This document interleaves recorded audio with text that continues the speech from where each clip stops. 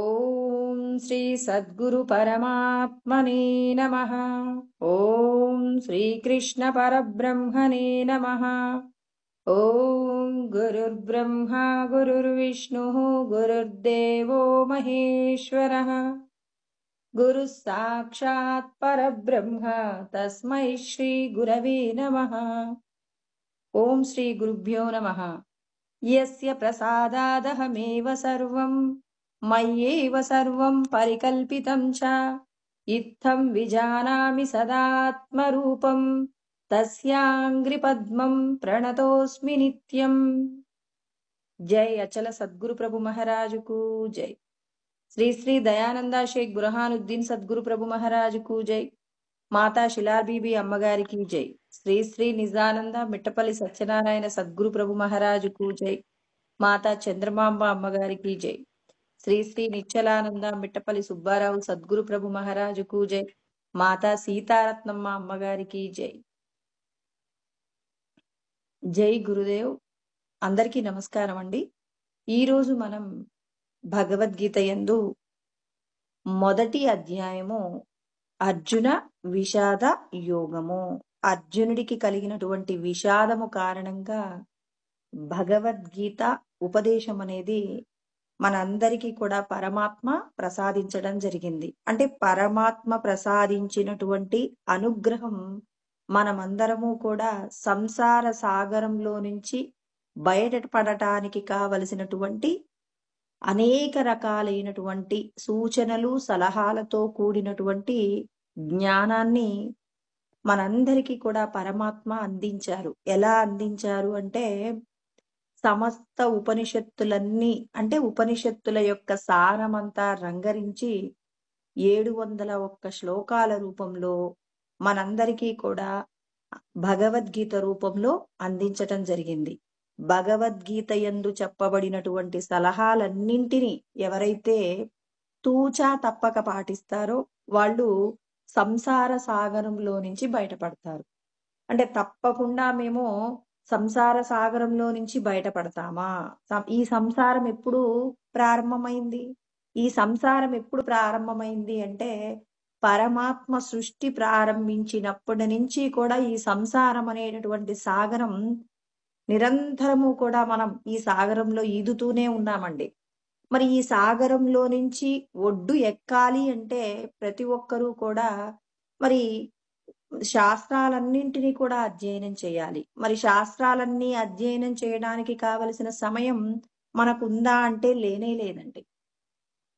మరి 700 శ్లోకాలలో చెప్పబడినటువంటి సలహాలను పాటిస్తూ మిమ్మల్ని మీరు దిద్దుకోండి అంటేనే మరి భగవద్గీతను అధ్యయనం చేయడానికి మాకు సమయం లేదు, మా బాధ్యతలన్నీ తీరిన తర్వాత మాత్రమే భగవద్గీత అధ్యయనం చేస్తామని మనమందరము కూడా నశించిపోయేటటువంటి దేహ సంబంధమైన విషయాల కోసమని నిరంతరం ప్రయత్నం చేస్తున్నాం. మరి మన వెంట రానటువంటి విషయాల కోసం మనకున్న సమయాన్ని ఖర్చు పెడుతున్నాం. డబ్బుకి మనం ఎక్కువ విలువ ఇస్తామా, సమయానికి ఎక్కువ విలువ ఇస్తామా అంటే డబ్బుంటే సమస్తము నా సొంతమవుతుంది అంటున్నాం. కానీ డబ్బు కంటే కూడా గొప్పదైనటువంటిది ఏమిటి అంటే కాలమేనండి. ఎన్నో లక్షల కోట్ల జన్మలలో చేసిన పుణ్యం ఉంటే భగవంతుణ్ణి తెలుసుకోగలిగినటువంటి జ్ఞానం ఈ జన్మలో పొందాం.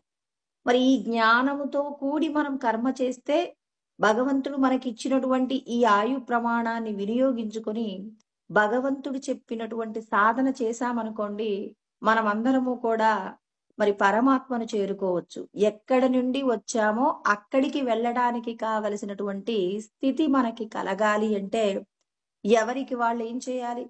నేను ఈ దేహము కాదు అనేటటువంటి భావన వారి యొక్క మనస్సు యందు స్థిరపడాలండి. మన అందరి యొక్క లక్ష్యం ఏమై ఉండాలి? ఎవరి యొక్క లక్ష్యం? మానవునిగా పుట్టిన ప్రతి ఒక్కరి యొక్క లక్ష్యం ఏమై ఉండాలి అంటే నేను దేహము కాదు, దేహాన్ని నడిపించేటటువంటి దైవ స్వరూపమే.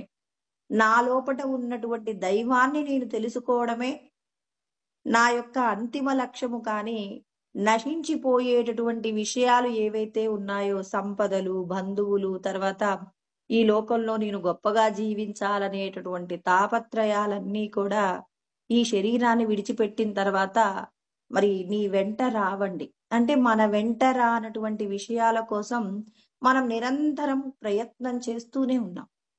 డబ్బు అనేటటువంటి విషయం పట్ల మనందరికీ కూడా చాలా ప్రేమ కలిగి ఉంటాం.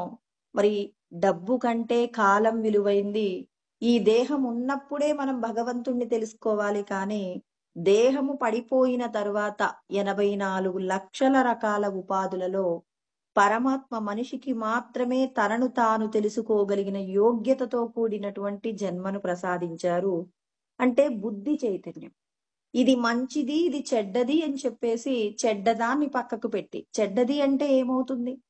నశించిపోయేటటువంటి విషయాల పట్ల ఆసక్తి తగ్గించుకుంటూ, అంటే కంటికి కనపడే ప్రతి అంశము కూడా నశించిపోతుందండి. యదృశ్యం తన్నశ్యం. మరి కంటికి కనిపించే విషయాలలోనే కంటికి కనపడినటువంటి పరబ్రహ్మ చైతన్యాన్ని దర్శనం చేస్తూ, ప్రతి వస్తువు, ప్రతి వ్యవహారంలో కూడా భగవంతుణ్ణి స్మరణ చేసుకుంటూ ఈ సంసార సాగరాన్ని దాటే ప్రయత్నం చేయాలి. కాలం చాలా విలువైనది. ఒకరోజు గడిపి వేస్తున్నాము అంటే మనం మృత్యువుకు దగ్గరవుతూ ఉన్నాం. మన జీవితంలో ఒకరోజు తరిగిపోయింది అంటే మనం మరణించడానికి సిద్ధమవుతున్నామని గుర్తు. మరణానికి దగ్గరవుతూ నువ్వు సాధించవలసినటువంటి లక్ష్యాన్ని నిరంతరము కూడా ఎవరైతే ఎటువంటి ఆటంకాలు వచ్చినా మరి భగవంతుణ్ణి తెలుసుకోవడం కోసం అనునిత్యం ప్రయత్నం చేస్తుంటారో, ఆ ప్రయత్నం చేసేవారికి పరమాత్మ యొక్క రక్షణ కూడా దొరుకుతుంది. అందుకే పరమాత్మ యొక్క రక్షణ కోసమే మనమందరం ప్రయత్నం చేయవలసి ఉంటుంది. భగవంతుణ్ణి తెలుసుకోవాలనేటటువంటి కోరిక మనం ఎన్నో జన్మలలో చేసిన పుణ్యం ఉంటే సాధ్యమవుతుంది కానీ, ఈ జన్మలోనే మనం భగవంతుణ్ణి తెలుసుకోవడానికి సద్గురువు దగ్గరికి చేరి ఉన్నామని ఎవరూ కూడా అనుకోవద్దండి. మనం గురువు దగ్గరికి చేరాము, గురువు చెప్పినటువంటి జ్ఞానాన్ని తెలుసుకుంటున్నాం. గురువు చెప్పే జ్ఞానము ఏమయ్యుంది? అంతటా భగవంతుడే వ్యాపించి ఉన్నారు. అంటే కంటికి కనపడేటటువంటి వస్తువులు, విషయాలు మనకు అర్థమవుతుంటాయి కానీ, ఈ వస్తువులను, విషయాలను, మనుషులను, ప్రాణులను నడిపించేది ఎవరు? ఆ పరమాత్మ యొక్క ఉనికి ఉన్నప్పుడే ఈ వస్తువులన్నీ కూడా కదులుతూ ఉంటాయి. మన యొక్క వ్యవహారాలన్నీ నడుస్తున్నాయి. అలా నడవటానికి ఎవరు కారణము అంటే పరమాత్మ యొక్క శక్తియే. మరి పరమాత్మ యొక్క శక్తిని మనం తెలుసుకోవాలి. ఇప్పుడు మనకొక వ్యక్తి ఎవరైనా కనిపించారనుకోండి, అప్పుడు మనం వెంటనే ఏమంటాం? ఈ వ్యక్తి పలానా కులానికి చెందినటువంటి వ్యక్తి. పలానా ఉద్యోగం చేస్తాడు, పలానా అని చెప్పేసి అతని గురించి మొత్తం కూడా మొత్తం కూడా వివరిస్తాం. కానీ ఎప్పుడైనా మనం ఈ వ్యక్తి ఆత్మయే అని అంటామా? ఎవ్వరు కూడా అనరండి. ఎందుకు అనట్లేదు అంటే, ఆయన యొక్క పని కనపడుతుంది, ఆయన నామరూపాలు కనపడుతున్నాయి, అతడు ఎక్కడ ఉంటారు, ఇలాంటి విషయాలన్నీ మనకు అర్థమవుతున్నాయి కానీ, ఇతడు ముందు ఆత్మ. ఇతడి లోపట ఆత్మ యొక్క శక్తి ఉన్నప్పుడే ఇతడు జీవించి ఉండగలరు కానీ, ఇతని లోపట ఆత్మ యొక్క శక్తి లేకపోతే ఇతడు శవంగా మారిపోతారు. కాబట్టి మరి అతడు ఈశ్వరుడిగా ఉండటానికి, అంటే జీవుడిగా ఉండటానికి కారణం ఎవరు? ఈశ్వరుడి యొక్క శక్తి ఉండడమే. అంటే ఆ ఒక్కటి మరచిపోయి మిగిలిన విషయాలన్నీ గుర్తుపెట్టుకుంటున్నాం. ఇదే మాయ. అంటే మన లోపట ఉన్న భగవంతుడు మనకి దొరకాలి అంటే, ఇక్కడ కృష్ణ పరమాత్మ ప్రతి ఒక్కరికి కూడా తెలియచేస్తూ ఉన్నారు. మీ లోపట ఉన్నటువంటి పరబ్రహ్మము యొక్క ఉనికిని గుర్తించండి. మీ లోపట ఉన్నటువంటి శక్తి స్వరూపాన్ని మీరు గుర్తించినప్పుడు మాత్రమే మీరు గౌరవించగలుగుతారు. ఇప్పుడు ఎవరో ఒక వ్యక్తి మన ఇంటికి వచ్చారండి. మన ఇంటికి వస్తే ఆ వ్యక్తి గురించి మనకి ఏం తెలియదు. అతడు ధనవంతుడా లేకపోతే బీదవాడా తెలియదు. దీనికోసం అని చెప్పేసి నేను ఒక చిన్న కథ చెప్తా. ఏంటి అంటే నిజంగా జరిగిందనే చెప్తారు ఈ కథ. ఒక వ్యక్తి, ఒక 25 సంవత్సరాలు ఉన్నటువంటి ఒక వ్యక్తి ఒక పల్లెటూరులో ఒక చిన్న ఇల్లు ఉంటుందండి. ఆ ఇంటికి వెళ్తారనమాట.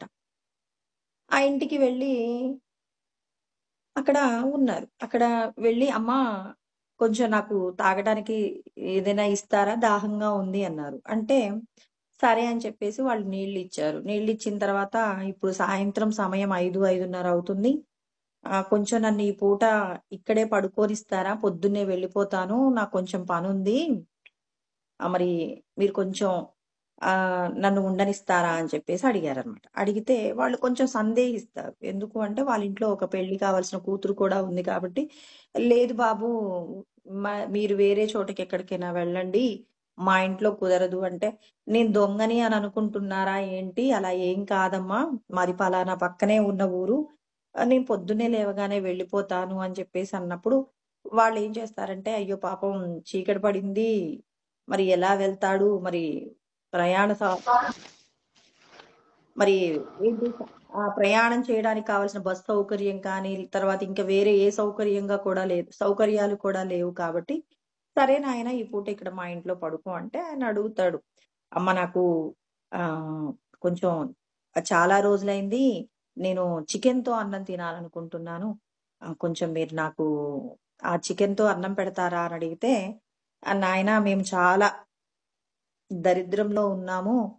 మా దగ్గర ఏమాత్రం డబ్బు కూడా లేదు" అనంటే, "పర్వాలేదమ్మా నేను డబ్బిస్తాను. మీరు ఈ డబ్బుతో మీరు చికెన్ తీసుకొని రండి, వండండి" అని చెప్పేసి అన్నప్పుడు వాళ్ళు ఆ డబ్బు తీసుకుంటారు. చికెన్ తీసుకొచ్చి పెడతారు. చికెన్ తీసుకొచ్చి పెట్టడానికి సిద్ధమవుతూ ఉంటారు. ఈ సమయంలోనే ఏమవుతుందంటే, వీళ్ళు ఒక రైతు దగ్గర వీళ్ళ పొలాన్ని అంటే ఒక వ్యాపారి దగ్గర వీళ్ళ పొలాన్ని తాకట్టు పెట్టారన్నమాట. తాకట్టు పెట్టి డబ్బు తీసుకున్నారు. ఇప్పుడు ఆ డబ్బు చెల్లించమని ఆ వ్యాపారి వచ్చి అడిగారన్నమాట. అడిగితే, "లేదు నాయనా పంట సరిగా పండలేదు. హ్మ్. తర్వాత ఇస్తాము" అని చెప్పేసి వాళ్ళు బ్రతిమిలాడుకుంటూ ఉంటుంటే, ఆ వ్యాపారి చాలా పెద్దాయననమాట. ఒక 60 సంవత్సరాలు అలా ఉంటాయి. ఆయనంటారు, "మీరు నాకు ఏమీ కూడా ఇవ్వనవసరం లేదు. మీ కూతురుంది. ఒక 20 సంవత్సరాల కూతురుంది గదా! తనని నాకిచ్చి వివాహం చేయండి. మీ పొలం మీకిచ్చేస్తానంటే" ఆ వచ్చినటువంటి అబ్బాయికి నచ్చదనమాట ఈ మాట. ఎక్కడో వెనకాలుంటాడు. ఉంటే వాళ్ళ అమ్మగారిని పిలిచి, "అమ్మా ఇదిగో డబ్బిస్తాను నేను.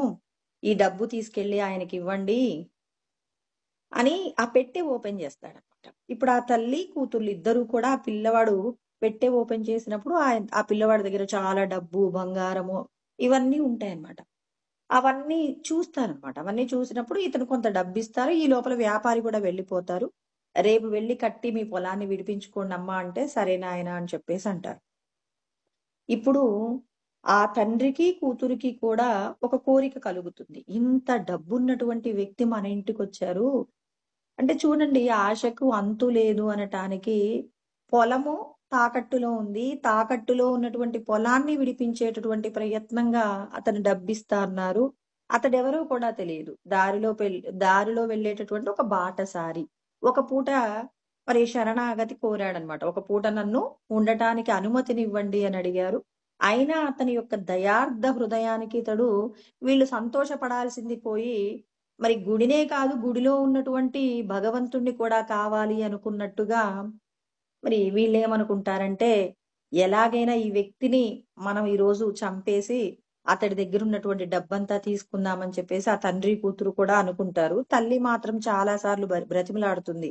అలా వద్దు, ఈ అబ్బాయి మనకి పొలం విడిపించుకోవడానికి కూడా మనకు కొంత డబ్బిచ్చాడు. ఈ పిల్లవాడు మంచివాడు. అలా చెయ్యొద్దండి అని చెప్తే, ఆ తండ్రి, కూతుర్లు ఆమెను ఆమె చెప్పిన మాట వినరనమాట. వినకుండా వీళ్ళనుకున్నటువంటి పథకానికి వీళ్ళు సిద్ధమవుతూ ఉన్నారు. ఈ అమ్మాయి ఇంటి వెనకాల ఒక గొయ్యి తవ్వుతుందనమాట. చనిపోయిన తర్వాత శవాన్ని పూడ్చిపెట్టడం కోసమని చెప్పేసి. వ్యవసాయం చేసేటటువంటి అమ్మాయి కాబట్టి, మరి గుంట తవ్వడం కూడా తాను చేసేటటువంటి శక్తి సామర్థ్యాలున్నటువంటి అమ్మాయన్నమాట. ఇప్పుడు ఈ అమ్మాయి ఈ పనిలో ఉంది. వాళ్ళ నాన్నగారు చాలా రోజుల తర్వాత డబ్బు చూసాడు కాబట్టి, ఓ సారాయి కొట్టు దగ్గరలో ఉంటే, ఆ సారాయి కొట్టు తాగి, సారాయి కొట్టులో మందు తాగి, వచ్చిన తర్వాత నేను ఈ ప్లాన్ అంతా కూడా అమలు చేస్తాను. అప్పటి వరకు తొందరపడొద్దు అని చెప్పేసి కూతురికి, భార్యకి చెప్తారు. ఈ కూతురు ఏం చేస్తుంది అంటే, మరి అక్కడి దగ్గరలో ఉన్నటువంటి ఏదో ఒక పసరు తీసుకొచ్చేసి, ఆ వండేటటువంటి కూరలో పోస్తారనమాట. కొంచెం కూరలో పెడతారనమాట. పెట్టేసి వాళ్ళ అమ్మగారికి చెప్తుంది. "అమ్మ నువ్వు మంచిగా మాటలు చెప్తూ అన్నం పెట్టు. ఈ విషంతో కూడిన అన్నం పెట్టావంటే అతడు తింటాడు, చనిపోతాడు.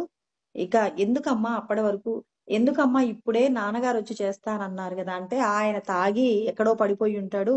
ఆయనొచ్చినట్టే చేసినట్టే అదేదో నేనే పూర్తి చేస్తాను అని చెప్పేసి. అంటే డబ్బు మీద ఉన్నటువంటి అత్యాశ ఎంత పనైనా చేయిస్తుంది. ఇప్పుడు ఇదే సమయంలో ఇక ఆ తల్లికి మాత్రం ఆ కొడుకును చూసినప్పుడు ఏదో ఒక ప్రేమ, వాత్సల్యం కలుగుతూ ఉంటుందనమాట. ఆ వాత్సల్యం చేత అన్నం పెట్టాలి అనిపించదు. అనిపించక ఎవరో అన్నం విషంతో కూడినటువంటి ఆహారం తీసుకొస్తుంది. ఈ లోపల ఎవరో మనుషులొచ్చినటువంటి అలికిడి వినపడుతుంది. వస్తే అలా వెళ్ళేటప్పుడు ఎవరో ఇద్దరు పోలీసు వాళ్ళు వస్తారనమాట. వచ్చి "ఏంటక్కా ఏంటి గుమగుమ వాసనొస్తూ ఉంది" అనంటే, "ఏం లేదు నాయన చికెన్ తీసుకొచ్చామంటే" "అక్క నాకు అన్నం పెట్టక్కా" అని చెప్పేసి ఆ ఇద్దరు పోలీసులు గూడా కూర్చుంటారు. ఈ విషంతో కూడిన ఆహారాన్ని ఇవ్వమని అడుగుతూ ఉంటారు. "లేదు నాయన మీకు మళ్ళీ తీసుకొస్తానని" చెప్పేసి లోపలికి వెళ్తూ గడప తగిలి ఆ అన్నం కింద పడిపోతుంది. అక్కడ వాళ్ళ ఇంట్లో ఒక పెంపుడు కుక్క ఉంటుంది. ఆ కుక్క ఏం చేస్తుందంటే, ఆ విషంతో కూడినటువంటి ఆ చికెన్ అంతా కూడా తినేస్తుందండి. తినేసి అది అక్కడే పడుకుంటుంది. చనిపోతుందనమాట. ఆ పోలీసులు వాళ్ళు తింటారు, వెళ్ళిపోతారు. తర్వాత ఈ అబ్బాయికి ఆమె మాత్రం విషంతో కూడిన అన్నం పెట్టాలి అనిపించలేదు. వేరే అన్నం ఆ పిల్లవాడికి పిలిచి పెట్టింది. ఇప్పుడు కూతురు అడిగింది. అమ్మ విషంతో అన్నం పెట్టలేదనుకుంటా ఆయన ఇంకా బ్రతికే ఉన్నాడు అనంటే, ఎందుకో నాకు చంపాలనిపించట్లేదమ్మా అనంటే, "నువ్వెప్పుడూ ఇలాగే అంటావు" అని చెప్పేసి ఆ చనిపోయిన కుక్కని తీసుకువెళ్ళి తీసిన గొయ్యిలో వేసేసి, ఆ పూడ్చేసి ఈ అమ్మాయి ఏం చేస్తుంది, ఆ అబ్బాయి పడుకున్నటువంటి ఇంట్లోకి వెళ్ళిపోయి కొడవలితో తీసుకొని ఆ అబ్బాయిని చంపేస్తుందనమాట. అలా చంపేసి ఇక్కడ ఇది జరుగుతుంది. ఆమె తల్లి ఇంటి ముందు కూర్చొని పాపం ఏడుస్తూ ఉందనమాట గడపలో. ఇంటికొచ్చినటువంటి అతిథిని చంపేశారు డబ్బు కోసము అని చెప్పేసి పాపం ఏడుస్తూ ఉందనమాట. ఇక్కడ సారాయి తాగుతున్నటువంటి ఆ వ్యక్తి ఎంతో చాలా తాగుతున్నారు. ఆ సారాయి కొట్టు యజమాని, ఆ సారాయి కొట్టులో పనిచేసేటటువంటి ఆ పిల్లవాడు ఇద్దరు కూడా నవ్వుకుంటున్నారు. ఎందుకు నవ్వుకుంటున్నారు? ఇక రేపటి నుంచి అతని పేరు రామయ్య అండి. రామయ్య ఇక రేపటి నుంచి మా షాప్‌కెందుకొస్తాడు? ఇక రేపటి నుంచి మా షాప్‌కు రాడు అని చెప్పేసి వాళ్ళిద్దరూ కూడా నవ్వుకుంటున్నారు. అలా నవ్వుకుంటుంటే ఎందుకలా అంటున్నారు అని చెప్పేసి చాలా సార్లు అడుగుతారు కానీ వాళ్ళేం చెప్పరు. చివరికి ఇతడు బాగా తాగి ఉన్నప్పుడు అంటారు, "ఇవాళ మీ ఇంటికి ఒక వ్యక్తి వచ్చారు తెలుసా మీకు?" అంటే, "మీకెలా తెలుసు?" అంటే, "ముందు మా మా షాప్ దగ్గరికే వచ్చాడు. ఆ అబ్బాయికి దాహంగా ఉందని నీళ్లు తాగడానికి మా షాప్ దగ్గరికొచ్చారు. వచ్చి ఆ పిల్లవాడు చెప్పాడు, చిన్నప్పుడు నీ కొడుకు నీ ఇంట్లో నుంచి పిల్లలిద్దరూ ఆడుకుంటూ గొడవ పడినటువంటి గొడవకు భయపడి ఆ పిల్లవాడు ఇంట్లో నుంచి బయటికి వెళ్ళిపోయాడు గదా! వచ్చినటువంటి పిల్లవాడు నీ కన్న కొడుకే" అన్నారు. "మా కన్నయ్య" అవును. మీ కన్నయ్యే వచ్చారీరోజు. మరి మా కన్నయ్య మరి మా కొడుకని ఎందుకు చెప్పలేదు అంటే, మమ్మల్ని కూడా బ్రతిమిలాడాడు. మా ఇంట్లోనే నేనొక పరాయి వ్యక్తిలాగా ఒకరోజు నైటు వాళ్ళతో కలిసి నేను సంతోషంగా ఉంటాను పరాయి వ్యక్తిలాగా. రేపటి నుంచి నేను వాళ్ళ కొడుకును, మా చెల్లెలికి నేను అన్నయ్యగా ఉంటాను. ఈ ఒక్క పూటకు మాత్రం నేను పరాయి వ్యక్తిలాగా నేను వాళ్ళింట్లో ఉంటాను. మీరు కూడా మా నాన్నగారికి చెప్పకండి అని చెప్పేసి మాతో మాట తీసుకున్నారు. అందుకే మేమేం చెప్పలేదు. నువ్వు రాగానే కూడా చెప్పలేదు. రేపటి నుంచి నువ్వు ధనవంతుడివైపోతున్నావు. నీ కొడుకు చాలా డబ్బు సంపాదిచ్చాడట. ఆ డబ్బు తీసుకొని వచ్చారు. రేపటి నుంచి మీరందరూ మీరు ఈ ఊళ్ళోనే చాలా ధనవంతులుగా మారిపోతున్నారు కదా! ఇక సారాయి షాప్‌తో మీకేం పని అని చెప్పేసి చెప్తే తాగినటువంటి ఆ మందు అంతా కూడా అతనికి ఏమవుతుంది అంటే, అసలు ఇక చంపాలి అనుకున్నారు కదా! అప్పటి వరకు ఏమనుకున్నారు? ఎవరో ఒక వ్యక్తొచ్చారు, అతన్ని చంపాలి, ఆ సంపదంతా తీసుకోవాలనుకున్నారు. ఇప్పుడు తన కొడుకే వచ్చారు అనేటటువంటి విషయం తెలిసేసరికి, ఇక ఆ సైకిల్ తీసుకొని వెళ్ళిపోతూ ఉంటాడు. బాగా తాగుతాడండి. తాగుతూ వెళ్ళిపోతుంటాడు. దారిలో సైకిల్‌తో కింద పడిపోతాడు. తొందరగా వచ్చేస్తాడనమాట. సైకిల్ అక్కడ పడేసేసి పరిగెత్తుకుంటూ వచ్చేసరికి, ఆ మొత్తట్లో కూర్చొని భార్య ఏడుస్తుంది. భార్య ఏడుస్తుంటే, "ఆ అబ్బాయి ఏడి" అనంటే, లోపట ఇదిగో అని చెప్పేసి ఆమె చెయ్యి చూయిస్తుందనమాట. వాళ్ళ ఇల్లు చక్కగా పొడవుగా ఉంటుంది. లోపల గదిలో ఉన్నాడు అని చెప్పేసి ఆమె ఏడుస్తుంది. "కన్నయ్యే, ఈ పిల్లవాడెవరో కాదు మన కన్నయ్యే" అని చెప్పేసి ఆ భార్యతో చెప్పేసి ఏడుస్తాడనమాట. ఏడిస్తే ఇప్పుడు ఆ అమ్మాయి తర్వాత తల్లి, తండ్రి ముగ్గురు కూడా ఆ శవం చుట్టూ కూడా కూర్చొని బాగా ఏడుస్తారు. ఈ అమ్మాయి ఎప్పుడైతే చంపి ఇప్పటి వరకు ఉన్న ధైర్యమంతా వాళ్ళమ్మ విషంతో పెట్టినట్టు అన్నంలో సగం కింద పడిపోయింది. కుక్క తిని చనిపోయింది. మరి మిగిలినటువంటి ఆ విషం కలిపినటువంటి కూర కొంచెం అన్నం పెట్టుకొనొచ్చి ఆ అమ్మాయి గబగబా తినేస్తదనమాట. అంటే నా సొంత అన్ననే నేను చంపేసానా? ఇప్పుడు ఆ తల్లి, తండ్రి కూడా అన్నమంతా తినేసి అంటే అప్పటి వరకు కూడా పరాయి వాళ్ళు అన్నప్పుడు ఆ పిల్లవాడిని చంపినా పర్వాలేదు. అతని యొక్క సంపదలు అనుభవిద్దామనుకున్నారు. ఎప్పుడైతే ఆ పిల్లవాడు తమ కొడుకే అని తెలిసిందో, మరి కొడుకు అని తెలియగానే ఆ పాశము ఏమైంది అంటే, మా కొడుకుని మేమే చంపుకున్నామని చెప్పేసి ఇంట్లో పత్తి ఉంటుందండి. వీళ్ళ పత్తి పొలంలో పండినటువంటి పత్తి ఒక గది నిండా ఉంటుంది. ఆ పత్తి నిండా ఉన్నటువంటి ఆ పత్తినంతా కూడా ఇంటి నిండా వెదజల్లి నిప్పంటించుకొని చనిపోతారనమాట. కుటుంబమే చనిపోతుంది.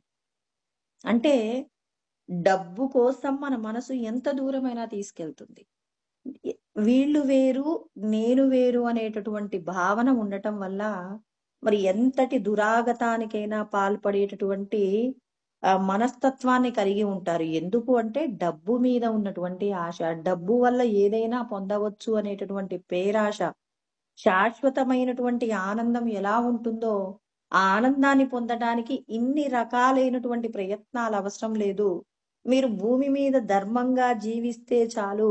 ధర్మంతో కూడినటువంటి జీవనం మనం డబ్బు సంపాదించి పొందే ఆనందం కంటే కూడా కొన్ని కోట్ల రెట్ల ఫలితం అధికంగా ఉంటుంది. మరి అంతటి ఆనందాన్ని పొందగలిగినటువంటి మరి గొప్పదైనటువంటి స్థితి ఏంటి అంటే భగవంతుడి యొక్క జ్ఞానాన్ని తెలుసుకొని, ఆ జ్ఞానాన్ని అణువణువున దర్శనం చేస్తూ, ఆ భగవంతుడి యొక్క జ్ఞానాన్ని తెలుసుకుంటూ, భగవంతుడిని ప్రతి చోట గుర్తిస్తూ, ప్రతి పని చేసేటప్పుడు, ప్రతి వస్తువులో భగవంతుడి యొక్క ఉనికి ఉందని, భగవంతుడిని స్మరణ చేసుకుంటూ, పరమ సంతోషంతో జీవితాన్ని గడిపామనుకోండి. ఇక్కడ ఈ దేహంతో ఉన్నప్పుడు సంతోషంగా ఉంటాం.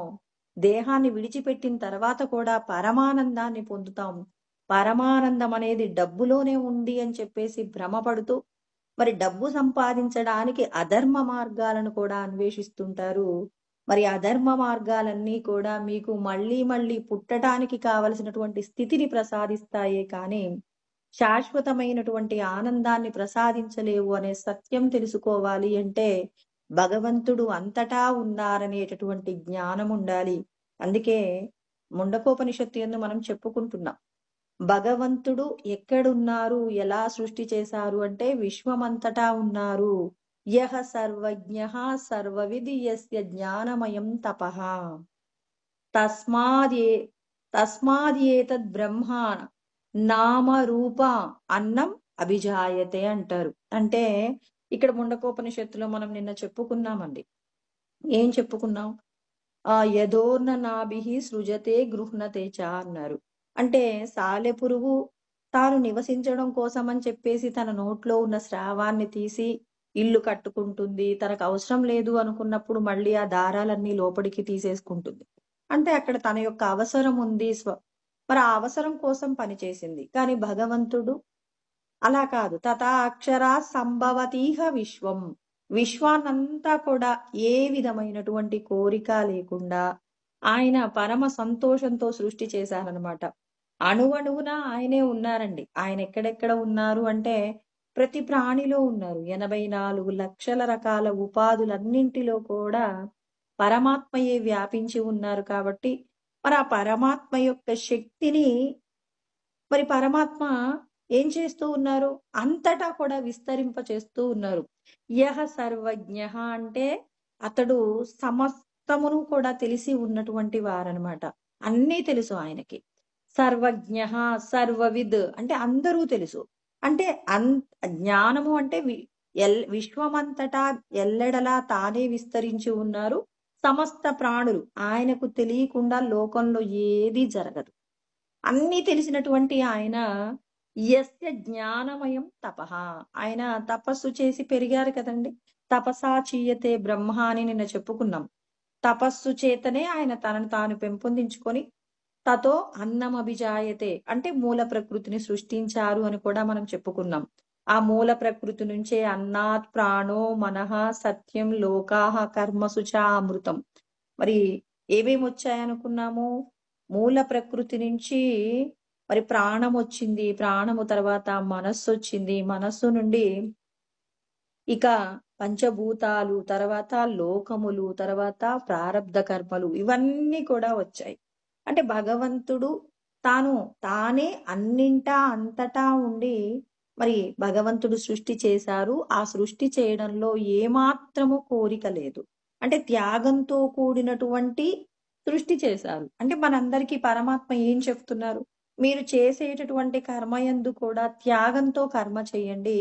నాలాగే మీరు కూడా సంతోషంగా ఉంటారంటారు. అందుకే భగవద్గీత యందు 4వ అధ్యాయంలో 13వ శ్లోకం 14 అండి. నమాం కర్మాణి లింపంతి నమే కర్మఫలే స్పృహ ఇతి మాం యోభిజానాతి కర్మభిర్న సబధ్యతే అంటారు.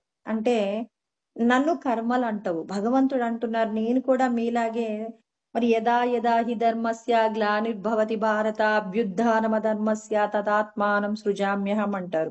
అంటే అధర్మం ఎక్కువగా ఉన్నప్పుడు ధర్మాన్ని స్థాపించే ప్రయత్నంగా యదా యదా హి ధర్మస్య గ్లానిర్భవతి భారత, ధర్మానికి హాని కలుగుతున్నప్పుడు అభ్యుత్థానమ ధర్మస్య అంటే ధర్మాన్ని నిలబెట్టేటటువంటి ప్రయత్నంగా నేను ఉద్భవిస్తూ ఉంటాను. నన్ను నేను సృజించుకుంటాను. నేను మూల ప్రకృతి ఆధారంగా చేసుకొని నేను ఏం చేస్తాను? సృష్టి చేసుకొని ఈ లోకంలో నేను కూడా అనేక రకాలైనటువంటి రూపాలలో వస్తూ ఉంటాను.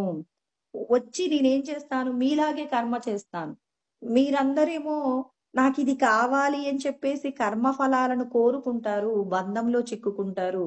మరి నేను కూడా మీలాగే పుడతాను, అయినా నేను బంధంలో ఎందుకు చిక్కుకోను అంటే నమాం కర్మాని లింపంతి, నన్ను కర్మల యొక్క ఫలాలు అంటే నన్ను అంటుకోవు.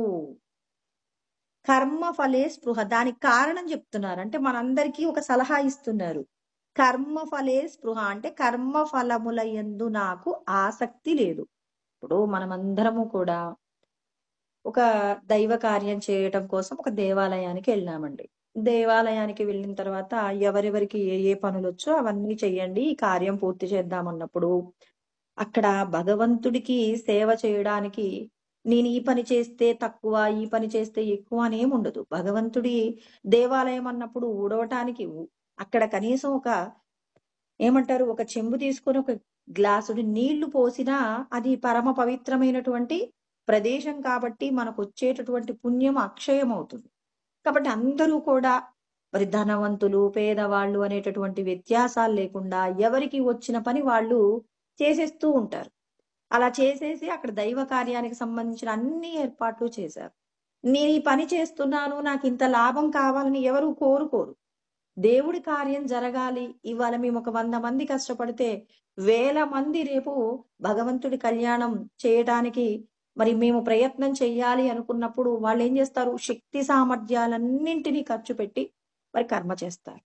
అంటే ఇక్కడ కర్మ యొక్క ఫలితాన్ని కోరుకోకుండా నిస్వార్థంగా అందరికీ భగవంతుడి యొక్క కళ్యాణం అందరూ కూడా చూడాలి, అందరూ సంతోషంగా ఉండాలనేటటువంటి నిస్వార్థమైనటువంటి సేవ చేశామనుకోండి, ఆ సేవ మరి ఎంతో మంది మరి భగవంతుడి యొక్క కళ్యాణం జరుగుతుంటే పరమ సంతోషంతో చూడటానికి ఈ 100 మంది యొక్క ప్రయత్నంలో స్వార్థము లేకుండా ఉందనుకోండి, ఆ కార్యము దిగ్విజయంగా కొనసాగుతుంది.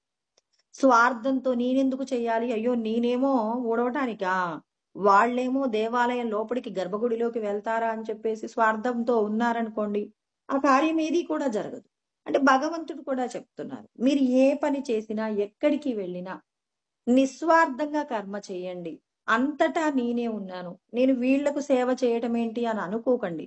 మీకున్నటువంటి సంపదల చేత నేను బాగా డబ్బున్నటువంటి వ్యక్తిని, నేను ఇంత నిరుపేదకి సహాయం చేయడం ఏంటి, వాడికి ఏదో అనారోగ్యం వస్తే వాడికి నేను టాబ్లెట్ తెచ్చియడం ఏంటి అని చెప్పేసి కాకుండా అక్కడ ఈశ్వరుడికే నేను సేవ చేస్తున్నాను అన్నప్పుడు అక్కడ పేదవాడు ధనవంతుడు లేడు, భగవంతుడే పేదవాడిగా ఉన్నారు, భగవంతుడే నిరుపేదగా కూడా ఉన్నారు. కాబట్టి మరి భగవంతుణ్ణి మనం ప్రతి చోట దర్శనం చేస్తున్నప్పుడు ఈ పని చేస్తే నాకు ఇంత లాభం కలగాలని కాకుండా ఈశ్వరుడు నా చేత ఈ రోజు ఇంతమంది ఈశ్వర స్వరూపాలకి నా వంతుగా కొంత సహాయం చేసే ప్రయత్నం భగవంతుడు ఇచ్చారని భగవంతుడికి కృతజ్ఞతలు చెప్పుకుంటూ కర్మ ఫలితాల యందు ఆసక్తి లేకుండా ఎవరైతే తమకు ఎదురుగా వచ్చినటువంటి సందర్భాలలో ఎవరెవరికి ఏ ఏ పని భగవంతుడు మన పని మీద మనం వెళ్తూ ఉంటామండి.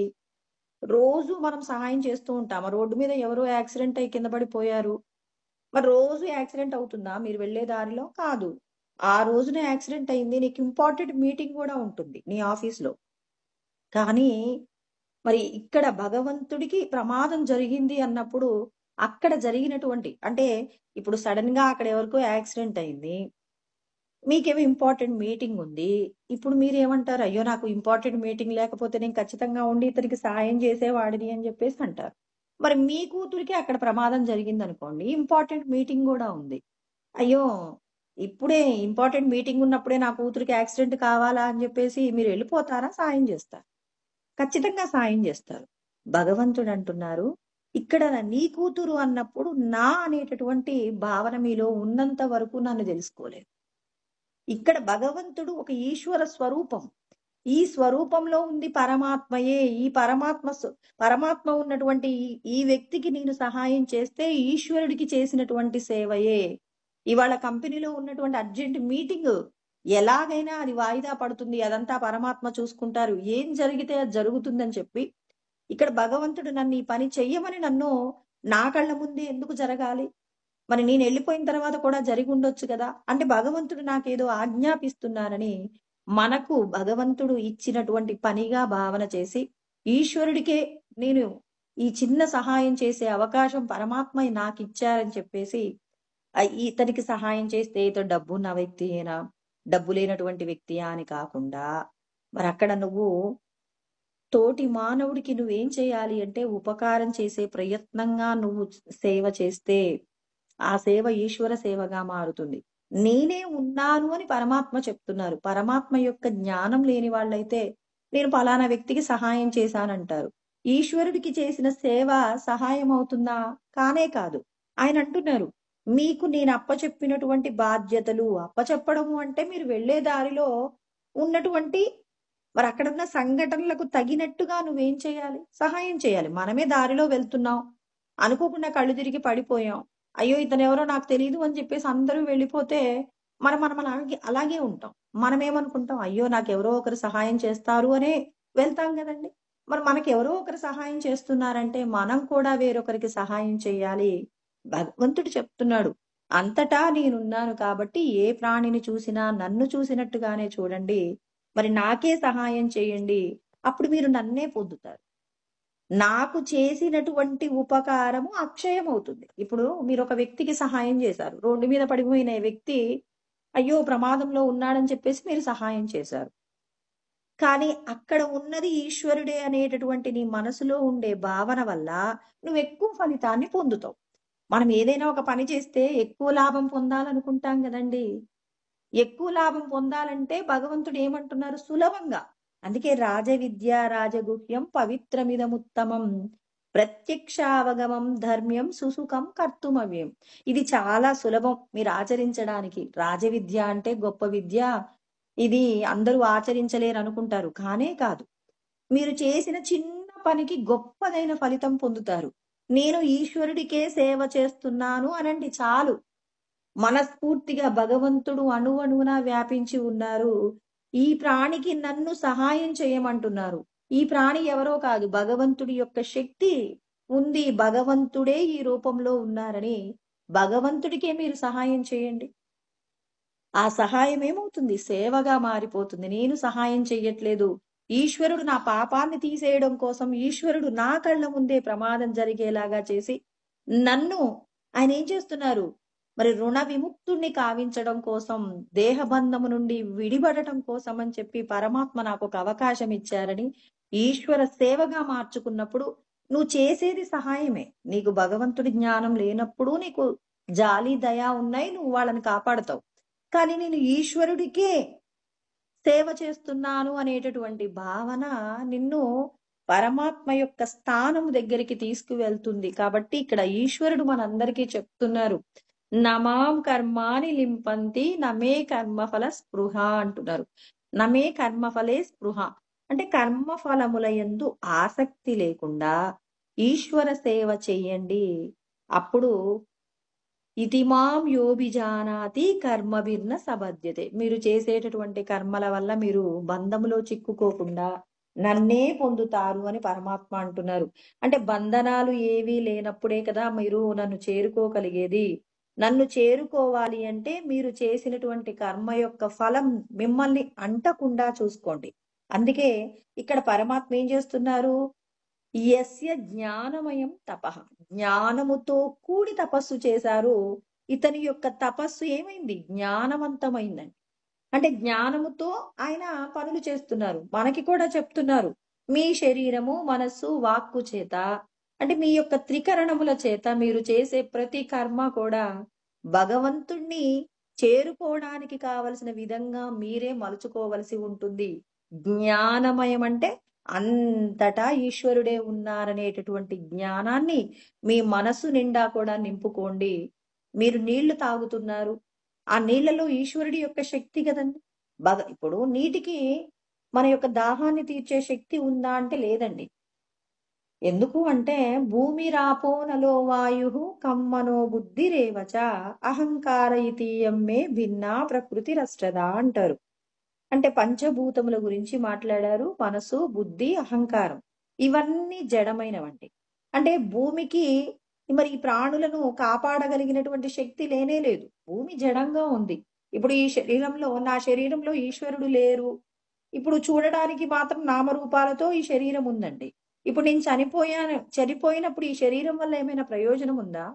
ఈ లోపట ఈశ్వరుడు ఉన్నప్పుడు ఈ శరీరం వల్ల, ఈ శరీరంతో మనం ఏదైనా ఈశ్వర సేవ చేసుకోవడానికి అవకాశం ఉంటుంది. అదే విధంగా భూమిలో భగవంతుడి యొక్క శక్తి లేదు.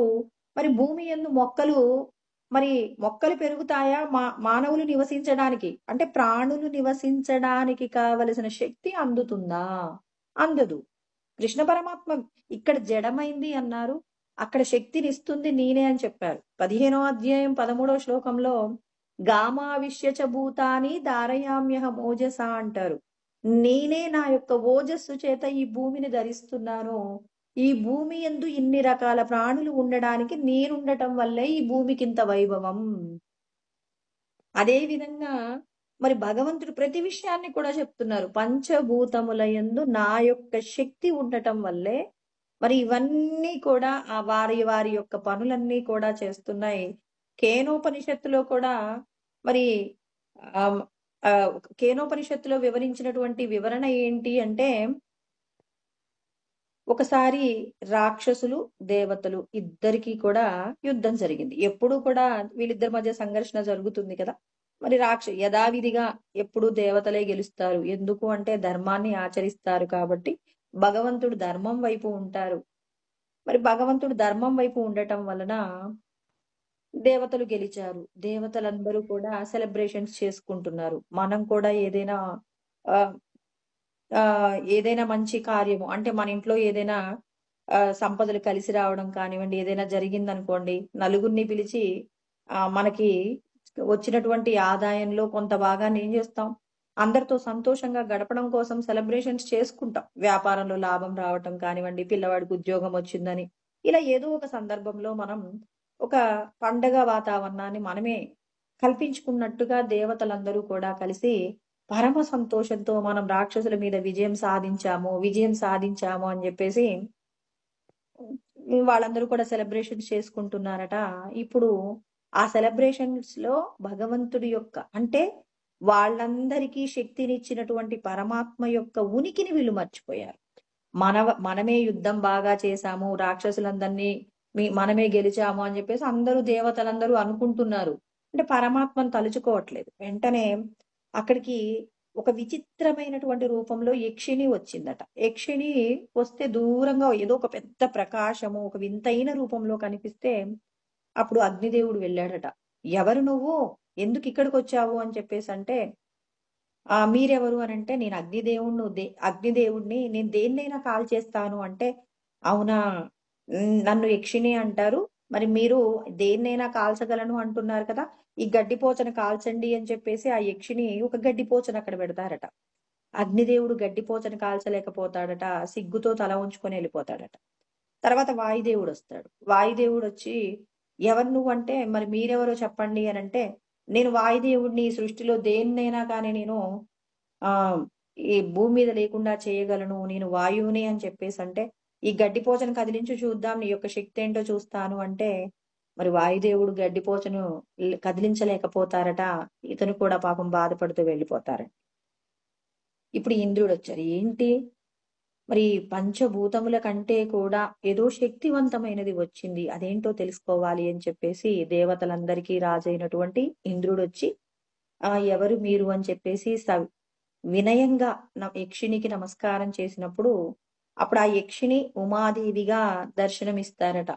దర్శనమిచ్చి మీరందరూ కూడా రాక్షసులను మీరే గెలిచినట్టుగా మీరు సంతోషంగా ఉన్నారు. మీరందరూ కూడా అగ్రపూజ ఎవరికి చేయాలి? పరమాత్మకు మీరు కృతజ్ఞతలు చెప్పాలి. మీ యొక్క సహాయ సహకారాల వలనే మేము రాక్షసులను గెలిచాము అనాలి.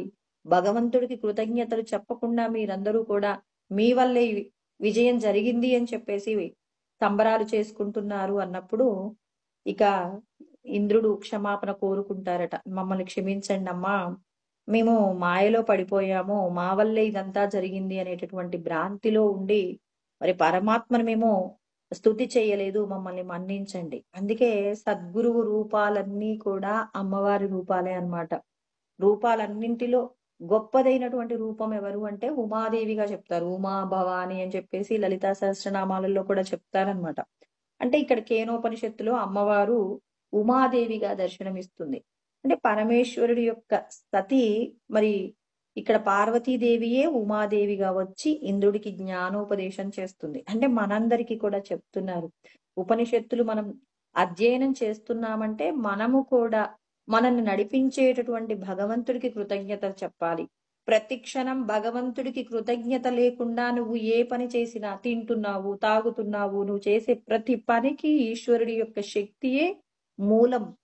ఆ పరమాత్మ యొక్క శక్తిని నిరంతరం గుర్తు పెట్టుకుంటూ ఆ భగవంతుడికి కృతజ్ఞతలు చెప్పుకుంటూ, కష్టం వస్తే భగవంతుడికి క్షమాపణ చెప్పుకుంటూ, ప్రతి విషయమునందు, ప్రతి వస్తువునందు, ప్రతి వ్యవహారం నందు భగవంతుణ్ణే చూడగలిగినటువంటి స్థితి మనకు కలిగింది. అలా కలిగింది అంటే భగవంతుడు మనకు ఆయన్ని దర్శనం చేయడానికి కావలసినటువంటి స్థితి మనకు పరమాత్మ ప్రసాదించబోతున్నారనమాట. అంటే మనకి ఆ స్థితి రావాలి అంటే కంటికి కనిపించే విషయాలన్నీ కదలడానికి మూలం ఎవరు? ఆ పరమాత్మయే అని మన మనసు నమ్మాలి. మన మనసు తొందరగా నమ్మదండి. మన మనసు ఎప్పుడూ కూడా రుజువులు, సాక్ష్యాలు అడుగుతుంది. మరి ఈ రుజువులు, సాక్ష్యాలను మనం ఏం చేయాలి? మరి భగవంతుడు అంటున్నారు, మీరు నేనున్నానని చెప్పేసి మీరు చేసేటటువంటి ప్రయత్నంలో నేను ఈశ్వరుడికే పెడుతున్నాను, ఈశ్వరుడికే సేవ చేస్తున్నాను అని చెప్పేసి అనుక్షణం మీ కంటికి కనపడినటువంటి ఈశ్వర స్వరూపాన్ని మీరు నిరంతరం దర్శనం చేస్తూ ఉన్నారనుకోండి. అలా అంటే కంటికి కనపడకపోయినా మీరు ఉన్నారు, ఆ భగవంతుడు ఉన్నారు, భగవంతుడి యొక్క శక్తియే ఈ లోకమంతా విస్తరించబడింది అని చెప్పి మీరు నమ్మి ప్రయత్నం చేస్తే మాత్రం మీకు భగవంతుడు ఖచ్చితంగా మీ లోపటనే దర్శనం అవుతారు. అందుకే ఇక్కడ చెప్తారండి. ఇక్కడ అంటే మనకు ఉత్తర గీతలో చెప్తారు. ఏమని చెప్తారు అంటే జ్ఞానేన జ్ఞానేన విజ్ఞానే జ్ఞానేన విజ్ఞానే జ్ఞేయం చ హృది సంస్థితం అంటారు. అంటే ముందుగా మనం ఏం చేయాలి అంటే భగవంతుడి యొక్క జ్ఞానాన్ని తెలుసుకోవాలి. భగవంతుడి యొక్క జ్ఞానాన్ని ఎలా తెలుసుకుంటామంటే 4 మహావాక్యాలు ఉంటాయి. వేదముల యందు చెప్పబడి 4 వేదముల యందు కూడా 4 మహావాక్యములను చెప్పారు. ప్రజ్ఞానం బ్రహ్మ, అహం బ్రహ్మాస్మి, తత్వమసి, అయమాత్మ బ్రహ్మ అని చెప్పేసి 4 మహావాక్యాలు. అంటే 4 మహావాక్యముల ద్వారా భగవంతుడి యొక్క జ్ఞానం తెలుసుకోవాలి. తెలుసుకున్నటువంటి జ్ఞానాన్ని విజ్ఞానంగా మార్చుకోవాలి. ఎలా అంటే కంటికి కనపడేటటువంటి ప్రతి విషయంలో భగవంతుడు ఉన్నారని, మీరు చేసే ప్రతి పని కూడా స్వార్థము లేకుండా నిస్వార్థంగా కర్మ చేస్తూ భగవంతుడికి ఫలితాన్ని ఇస్తూ మనం ఏం చేయాలి? కర్మ చేయాలి. నేను చేస్తున్నానని కాకుండా నా చేత ఈశ్వరుడు కర్మ చేయిస్తున్నారని చెప్పేసి మనం ఏం చేయాలి? పరోక్షంగా భగవంతుణ్ణి మనం స్మరణ చేస్తూ ఉండాలి. అంటే ఇక్కడ ప్రత్యక్షంగా అనుభూతి పొందట్లేదు. ఇప్పుడు కంటికి కనపడుతున్నారు. వీళ్ళు వేరు, వాళ్ళు వేరు అనుకుంటూ జీవిస్తున్న మనకి సద్గురువు అనుగ్రహం దొరికింది. సద్గురువు దగ్గరికి వెళ్ళిన తర్వాత సద్గురువు అంతటా ఈశ్వరుడే ఉన్నారని చెప్పారు. ప్రజ్ఞానం బ్రహ్మ, ప్రకృష్టమైనటువంటి జ్ఞానమే బ్రహ్మ. అంతటా పరమాత్మయే ఉన్నారు. అన్ని వస్తువులు అన్నింటి యందు, అన్ని వ్యవహారాల యందు ఈశ్వరుడే ఉన్నారు. ఈశ్వరుడి యొక్క శక్తి చేతనే ప్రతిదీ కదులుతుంది అని చెప్పేసి జ్ఞానం తెలుసుకున్నాం. అహం బ్రహ్మాస్మి, నేను బ్రహ్మమే అయి ఉన్నాను అన్నప్పుడు ప్రతి ప్రాణి కూడా బ్రహ్మమే అయి ఉంది అన్నప్పుడు మనం చేసే ప్రతి పని కూడా భగవంతుడితోనేనండి. ఇప్పుడు ఇంతకు ముందేమో ఈయన పలానా కులము, పలానా వ్యక్తి అని చెప్పేసి ఆ వ్యక్తితో స్నేహ సంబంధాలు కానివ్వండి, బంధుత్వం కానివ్వండి జరిగింది.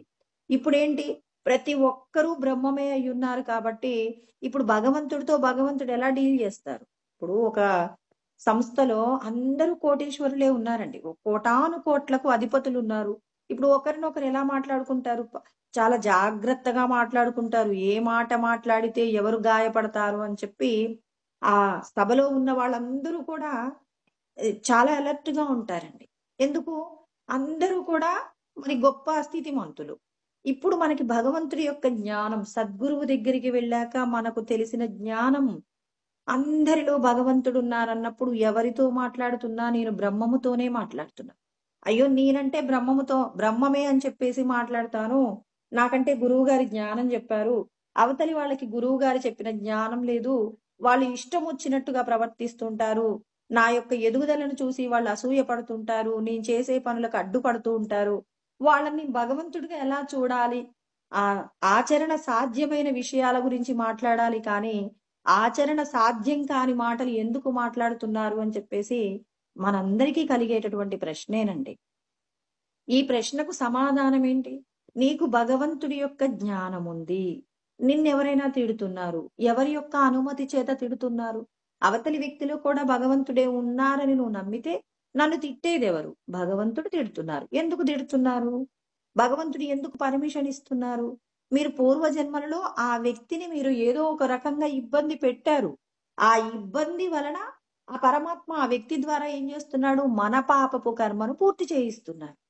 ఇలా భగవంతుడి యొక్క జ్ఞానం నీకు తెలుస్తున్నప్పుడు భగవంతుడే నన్ను తిడుతున్నారు, భగవంతుడే నన్ను పొగుడుతున్నారన్నప్పుడు ఇక భగవంతుడి మీద తిడుతున్నారని కోపం ఉంటుందా? పొగుడుతున్నప్పుడు అయ్యో నేను ఇంత గొప్పవాణ్ణి అని అనుకుంటారా?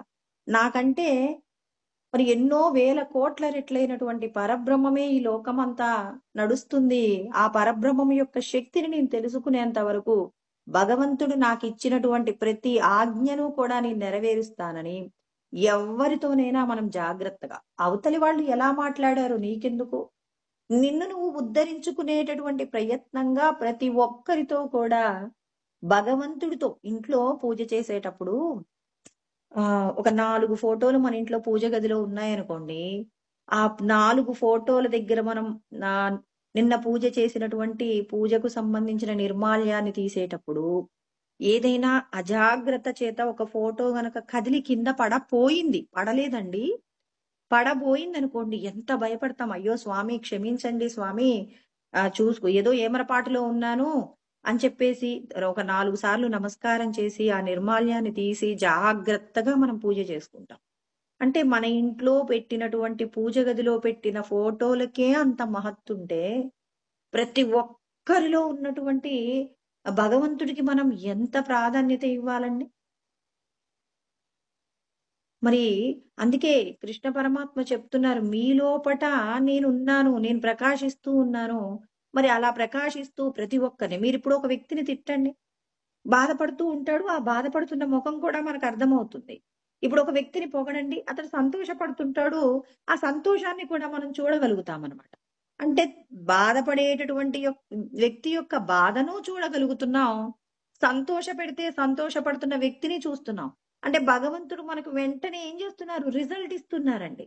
అంటే పరమాత్మ అంతటా ఉండి ఆయన ఏం చేస్తున్నారు? అణువణువున నీకు ఆయన యొక్క అస్తిత్వం గురించి తెలియచేస్తున్నారు కాబట్టి నువ్వు ప్రతి ఒక్కరిలో భగవంతుడు ఉన్నారు అని చెప్పేసి మరి మనకు కృష్ణ పరమాత్మ జ్ఞానాన్ని అందిస్తున్నారు. ఈ జ్ఞానంతో మనం ఎలా ప్రవర్తించాలి? ప్రతి ఒక్కరితో నువ్వు ఏ విధంగా ప్రవర్తిస్తున్నావు? నీ యొక్క మాట తీరు పరుషంగా ఉందా? నువ్వు అవతలి వాళ్ళ యొక్క సంపదను ఆహ్, ఆక్రమించుకునే ప్రయత్నం చేస్తున్నావా? నీవు వేరొకరి గురించి ఎటువంటి ఆలోచనలు కలిగి ఉన్నావు? మనఃప్రసాద సౌమ్యత్వం మౌనమాత్మ వినిగ్రహః భావ సంశుద్ధిరిత్యేత తపో మానసముచ్యతే అని కృష్ణ పరమాత్మ త్రికరణములలో మనస్సు గురించి మాట్లాడతారు.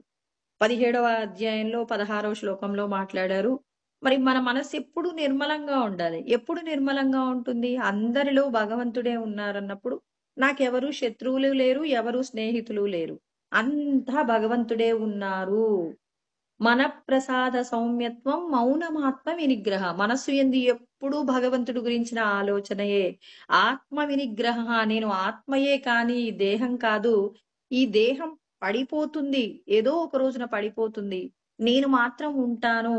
నేను ఈ దేహం ఉన్నప్పుడు ఉన్నాను. దేహం లేనప్పుడు కూడా ఉంటాను అని చెప్పి నువ్వు ఆత్మగా ఎప్పుడు కూడా నిన్ను నువ్వేం చేసుకోవాలి? మోటివేట్ చేసుకోవాలన్నమాట.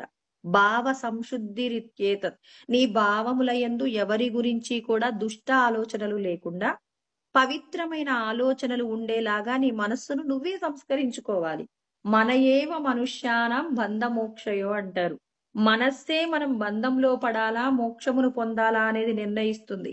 నీ మనసులో వేరొకరి గురించినటువంటి దుష్టమైన ఆలోచన ఉంది అంటే ఒక ఈశ్వర స్వరూపం అంటే ఈశ్వరుడు ఉన్నటువంటి ఒక రూపాన్ని నువ్వేం చేస్తున్నావు? ద్వేషిస్తున్నావు. నువ్వు ద్వేషిస్తున్నావంటే భగవంతుడిని ద్వేషిస్తున్నావు. ఎందుకు ఒక వ్యక్తిని నువ్వు ద్వేషిస్తున్నావు? నన్ను అనకూడని మాటలన్నారు. అందుకే నాకతనంటే కోపం అంటే, అనకూడని మాటలు అనటానికి మూలాలు అంటే ఒక కార్యం జరిగింది అంటే కారణం ఉంటుంది. నువ్వు పూర్వజన్మలలో ఆ వ్యక్తిని నువ్వు చేసిన నింద నీకు తెలీదు కాబట్టి, ఇప్పుడు ఈ జన్మలో ఈ వ్యక్తి నన్ను తిట్టారు అంటున్నారు. పూర్వజన్మల్లో నువ్వు తిట్టినటువంటి జ్ఞానము నీకు తెలిసిందనుకోండి, మనం ఏం చేస్తాం? సిగ్గుపడతాం. అయ్యో! మీరు భగవంతుడా! ఇంకా ఆయన నన్ను చాలా తక్కువగానే తిట్టారండి. నేను తిట్టినటువంటి తిట్లే చాలా ఎక్కువగా ఉన్నాయి. క్షమించండి అంటాం. భగవంతుడు ప్రతిదీ కూడా మనకు తెలియజేయరు కదా! ఇప్పుడు మనల్ని ఎవరైనా ఏదైనా విమర్శిస్తున్నారు, ఎవరైనా పొగుడుతున్నారంటే, నేను పూర్వజన్మల్లో చేసిన కర్మయే అనుభవంలోకొస్తుందని ఎవరి మీద ద్వేషము, ఎవరి మీద ప్రేమ లేకుండా ప్రేమ వద్దు, ద్వేషము వద్దు. పలానా వ్యక్తి నాకు సహాయం చేశారన్నప్పుడు అతన్ని మన తల మీద పెట్టుకుంటాం. అతనికి ఏదో ఒక విధంగా ఉపకారం చెయ్యాలనుకుంటాం. పరమాత్మ ఏమంటున్నారు? నువ్వు ఎవ్వరిని అలా ప్రత్యేకంగా చూడాల్సిన అవసరం లేదు. అందరిలో ఉన్నది నేనే. నా యొక్క ప్రమేయం వలనే నిన్ను ఒక వ్యక్తి పొగుడుతున్నారు. నా యొక్క ప్రమేయం వల్లే ఒక వ్యక్తిని ఇబ్బంది పెడుతున్నారు. అంతటా నన్ను చూస్తే చాలు, ఒకరి మీద ప్రేమ కలిగి వాళ్ళని శిఖరాల మీద కూర్చోపెట్టాల్సిన అవసరం లేదు. ఒకరిని ద్వేషిస్తూ వాళ్ళని అణిచిపెట్టాల్సిన అవసరం కూడా లేదు. అందరిలో నన్ను చూడండి, మీరు పరమాత్మ యొక్క సౌధమునే పొందుతారు అని చెప్పి కృష్ణ పరమాత్మ మనందరికీ కూడా జ్ఞానాన్ని అందిస్తూ ఉన్నారు. అందుకే ఇక్కడ అర్జునుని యొక్క విషాద యోగము అంటున్నారు. అంటే ఇక్కడ అర్జునుడికి కలిగేటటువంటి ఏదైతే విషాదం ఉందో అంటే మనందరికీ కూడా ఇటువంటి విషాదమే ఉంది. ఈ దేహమే నేను అనుకుంటూ ధర్మాన్ని ఆచరించడంలో ఎన్నో రకాలైనటువంటి ప్రయాసలతో జీవిస్తూ ఉన్నాం.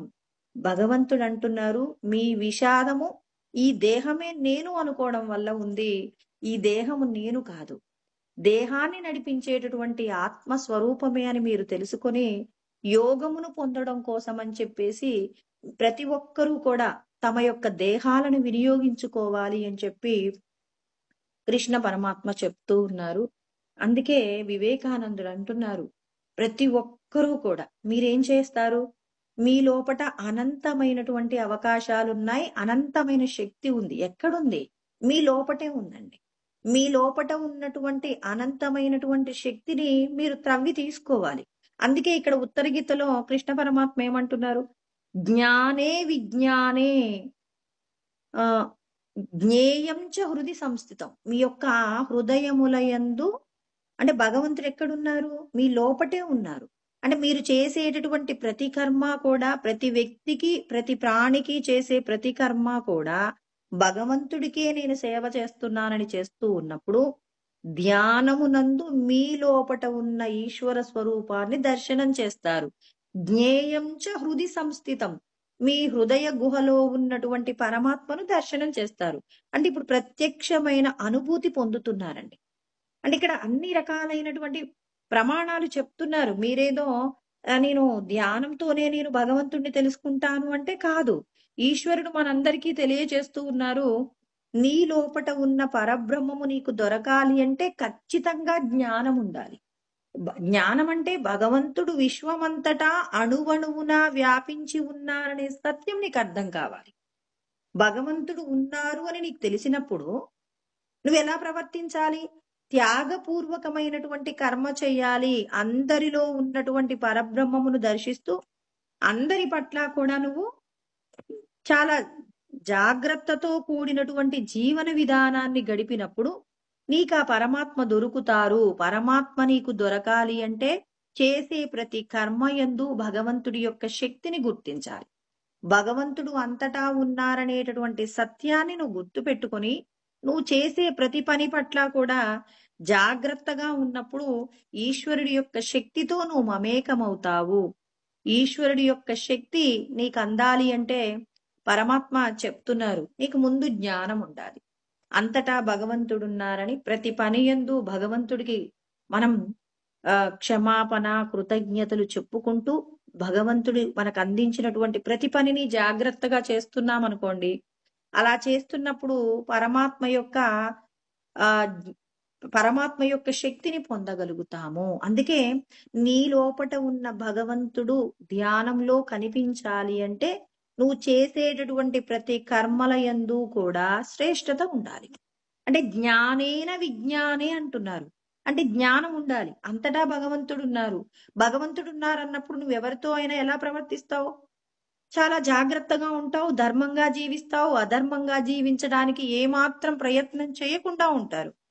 ధర్మంగా నువ్వు జీవిస్తున్నప్పుడు ఇక నీ లోపట ఉన్న పరమాత్మ నువ్వు ధ్యానంలో కూర్చోగానే ఆ పరమాత్మ నీకు దర్శనమిస్తారు. ఆ పరమాత్మ యొక్క దర్శనం నీకు అందింది అనటానికి గుర్తేంటంటే ఇక్కడ లబ్ధపదే శాంతి అంటున్నారు. అంటే నీకు పరమశాంతి దొరుకుతుందట.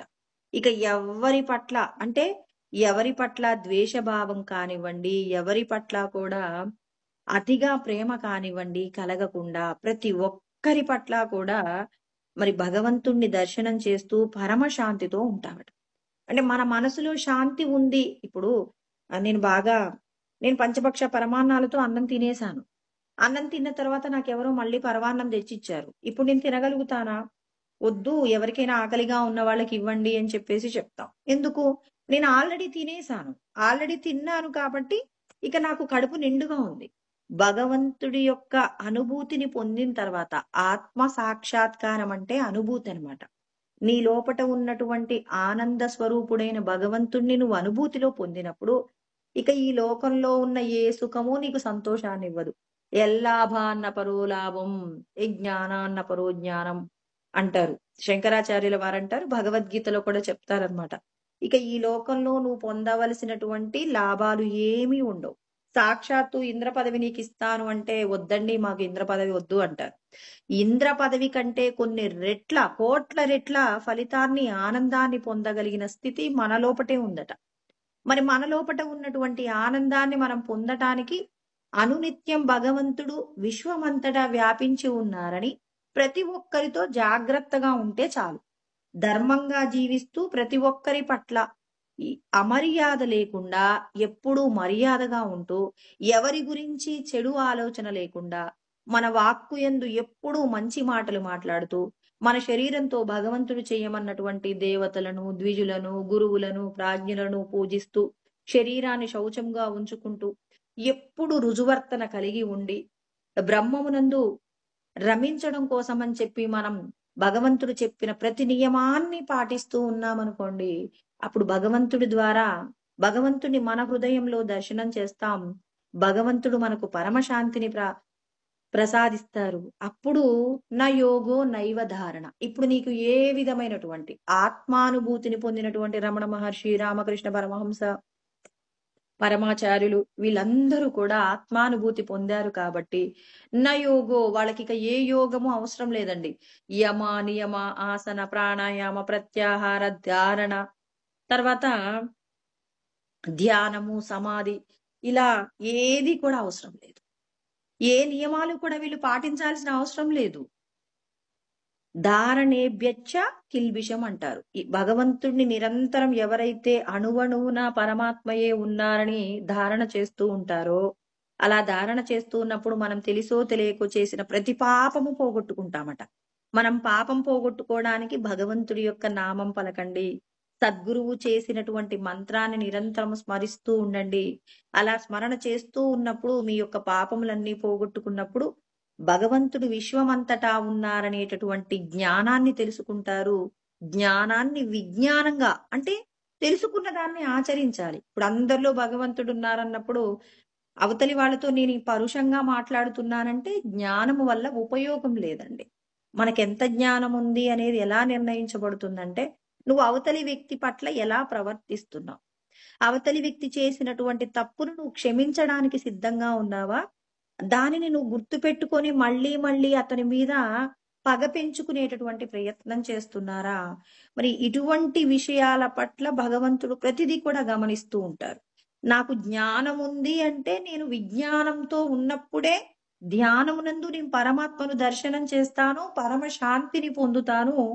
పరమ శాంతి పొందాలి అంటే భగవంతుణ్ణి అణువణువున దర్శిస్తూ ప్రతి ప్రాణి పట్ల కూడా భగవంతుణ్ణి దర్శనం చెయ్యగలిగిన స్థితి మనం కల్పించుకున్నప్పుడు, మనం ఆచరిస్తున్నప్పుడు ఈశ్వరుడిని పొందగలుగుతామని చెప్పేసి మరి కృష్ణ పరమాత్మ మనకు అనేక రకములైనటువంటి విషయాల ద్వారా తెలియజేస్తూ ఉన్నారు. మరి ఇంతటి జ్ఞానాన్ని తెలుసుకున్నటువంటి వ్యక్తి అంటే మరి ఎన్నో రకములైనటువంటి జ్ఞానములను పొంది ఉన్నారు. మరి దుర్యోధనుడికి కూడా సమస్త శాస్త్రముల యొక్క జ్ఞానము ఉందండి. ఇంత జ్ఞానము ఉన్నప్పటికీ కూడా రాజ్యకాంక్ష అనేటటువంటి మాయ చేత తానేం చేశాడు? తెలిసినటువంటి జ్ఞానాన్ని స్వార్థంతో వినియోగించుకుంటూ ఉన్నారనమాట. అంటే ఇక రాజ్యాన్ని నేనే అనుభవించాలి, ఈ దేహము శాశ్వతము. ఎన్ని శాస్త్రాలు తెలిస్తే మాత్రం ఏం లాభం? ఎంత జ్ఞానం ఉంటే ఏం లాభం అండి? నీవు తెలిసినటువంటి జ్ఞానాన్ని ఆచరణలో పెట్టుకున్నప్పుడు పరమశాంతిని పొందుతావు. దుర్యోధనుడు కూడా మరి ద్రోణాచార్యుల వారి దగ్గర ఇంకా పండితుల దగ్గర అనేక రకములైనటువంటి శాస్త్రములను అధ్యయనం చేశారు. దాని గురించి మహాభారతంలోనే ధర్మరాజు గురించి ఒక మాట చెప్పుకోవాలి. ధర్మరాజు గారికి మరి విద్య నేర్పించినప్పుడు గురువు గారు నీవు నిన్న చెప్పినటువంటి పాఠాన్ని ఎంత తెలుసుకున్నావు అంటే నేను కొంచెమే తెలుసుకున్నాను అన్నారట. కొంచెం తెలుసుకోవడం ఏంటి? నిన్న నేను చెప్పిన పాఠం నీకు అర్థం కాలేదా అన్నారు. అర్థమైందండి, సత్యమునే పలకవలెను. మరి సత్యం పలకటంతో పాటు అహంకారం ఉండకూడదని కూడా చెప్పారు మీరు. కానీ నేను కొంచెమే నేర్చుకున్నాను. నిన్న పాఠం మీరు పూర్తిగా తెలుసుకున్నారా అంటే నాకు సగమే వచ్చిందని చెప్తున్నాను. మరి మిగిలిన సగం అన్నారు. మిగిలిన సగం నాకు ఇంకా రాలేదన్నారు. వెంటనే గురువు గారికి కోపం వచ్చి ధర్మరాజు చేతి మీద కర్ర తీసుకొని కొట్టారట. అలా కొట్టగానే ధర్మరాజు గారు అంటున్నారు, ఇప్పుడు మీరు నన్ను కొట్టినప్పుడు ఇతడు మేమిచ్చేటటువంటి జీతంతోనే బతుకుతాడు. ఇప్పుడు ఈయనని నన్ను కొట్టారు కాబట్టి ఇతన్ని నేను ఏమీ అనకుండా ఉండాలా? అంటే నా లోపట అహంకారం ఉంది.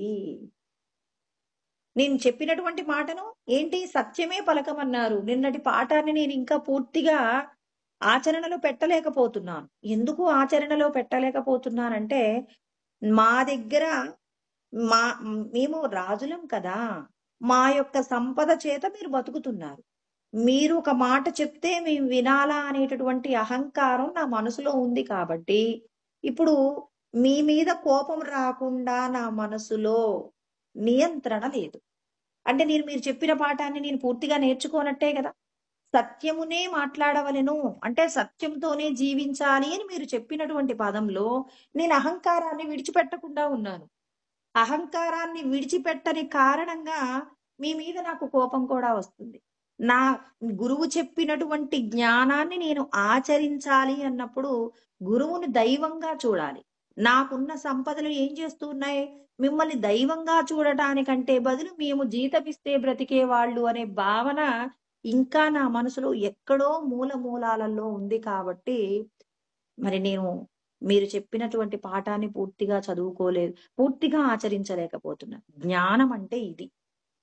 ఎంత తెలుసుకున్నాము అనే దానికంటే ఎంత ఆచరణలో పెట్టుకున్నాం. అందుకే ధర్మరాజు యొక్క ధర్మము మరి ఈ లోకాలన్నింటికి ధర్మాన్ని ఆచరించడంలో శ్రేష్టత కలిగిన వ్యక్తి ఎవరు అంటే మరి ఈ పాండుపుత్రులలో మన ధర్మరాజు గురించే మాట్లాడతాం. ధర్మరాజు ఎప్పుడు కూడా అబద్ధం చెప్పడానికి ఇష్టపడరు. ఒకసారి మాత్రం మరి కృష్ణ పరమాత్మయే చెప్పు అంటారు. చెప్పు అంటేనే అశ్వత్థామ హతః కుంజరః అని చెప్పేసి ద్రోణాచార్యుల వారు కొడుకు చనిపోతే యుద్ధం చెయ్యడు కాబట్టి మరి ద్రోణాచార్యుల వారి చేత యుద్ధం ఆపించడం కోసమని కృష్ణ పరమాత్మే అంటారు.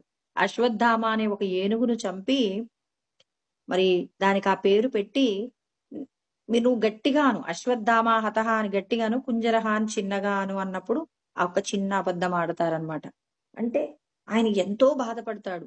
మరి ద్రోణాచార్యుల వారు అశ్వత్థామ హతః అని చెప్పేసి భీముడు మాట్లాడుతూ ఉంటే మరి భీముడు మాట వినడండి. ఎందుకంటే యుద్ధంలో ఎన్నో రకాలైనటువంటి తంత్రాలు కుతంత్రాలు ఉంటాయి. ఆ ఆ విధంగానే భీముడు కూడా అశ్వత్థామ మరణించాడు అంటున్నారు. కాదు కాదు అని చెప్పి ఒకసారి ధర్మరాజు వైపు చూస్తే ధర్మరాజుతో కృష్ణ పరమాత్మ అబద్ధం ఆడిస్తారనమాట. అంటే ఇక్కడ భగవంతుడి యొక్క ధర్మాన్ని ఆచరించడం అంటే ధర్మరాజు అంత నిక్కచ్చిగా ఉన్నారనమాట చరిత్రలో. మరి దుర్యోధనుడు ఆయన మాత్రం తెలుసుకున్నటువంటి జ్ఞానాన్ని స్వలాభాపేక్ష కోసం వాడుకున్నారు. అలా వాడుకొని ఆయన ఏం చేస్తున్నారంటే ఇక ద్రోణాచార్యుల వారికి మరి తన సైన్యంలో ఉన్నటువంటి గొప్ప వాళ్ళ గురించి పరిచయం చేశాడు. తర్వాత ఇంకా శత్రు సైన్యంలో ఉన్నటువంటి వాళ్ళను కూడా మరి వాళ్ళందరి గురించి కూడా పరిచయం చేశారనమాట. మీరే ఇక మంచి వ్యూహాన్ని ఏర్పాటు చెయ్యండి అని చెప్పేసి మరి ద్రోణాచార్యుల వారికి తన సైన్యానికి సంబంధించినటువంటి ఆలోచనలు, తన సైన్యానికి సంబంధించినటువంటి విషయాలన్నీ కూడా వెల్లడించుకుంటాడు. అలా వెల్లడించుకుంటూ అపర్యాప్తం తదస్మాకం బలం భీష్మాభిరక్షితం పర్యాప్తాం త్విదమేతేషాం బలం భీమాభిరక్షితం. మన సైన్యానికి ఇక్కడ ఉన్నటువంటి సైన్యం మొత్తంలో కూడా 18 అక్షౌహిణిల సైన్యం ఉంటుందట. మరి ఆ సైన్యము అంటే మొత్తం కూడా 18 అనేటటువంటి సంఖ్య వస్తుందండి. 18 అనే సంఖ్యతో మొత్తం కురుక్షేత్ర సంగ్రామం మొత్తం కూడా మరి 18 అక్షౌహిణీలు అని చెప్పేసి మరి అంత పెద్ద సైన్యం ఉంటుందట. ఆ సైన్యంలో అధిక భాగము మరి కౌరవ పక్షానే ఉంటుంది. ఆ కౌరవ పక్షానికి అధినాయకుడుగా ఎవరున్నారు, సేనాధిపతిగా ఎవరున్నారు అంటే భీష్ముడు రక్షణ చేస్తూ ఉన్నారు. అపర్యాప్తం అంటే మన సైన్యం గొప్పగా ఉంది అనేటటువంటి విషయాన్ని తెలియచేస్తూ ఉన్నారు. అపర్యాప్తం తదస్మాకం బలం భీష్మాభిరక్షితం పర్యాప్తం త్విదమేతేషాం బలం భీమాభిరక్షితం. మరి చిన్న సైన్యమైనటువంటి మరి పాండవ సైన్యానికి అధినాయకుడుగా ఎవరున్నారు అంటే భీముడు ఉన్నారని చెప్తున్నారు. మరి ఇంతకు ముందు మనం దృష్టద్యుమ్నుడు గురించి మాట్లాడుకున్నాం కదా. వజ్రం అనేటటువంటి వ్యూహాన్ని దృష్టద్యుమ్నుడు ఏర్పాటు చేసి ఉన్నాడని దుర్యోధనుడే ద్రోణాచార్యుల వారికి చెప్పారు. మరి ఇక్కడేమో మరి భీముడు ఆ సైన్యానికి నాయకుడుగా ఉన్నారని ఎలా చెప్తున్నారు అంటే ఇక్కడ దుష్టద్యుమ్నుడు వజ్రం అనేటటువంటి వ్యూహాన్ని ఏర్పాటు చేశారు తన యొక్క సైన్యాన్నంతా కూడా.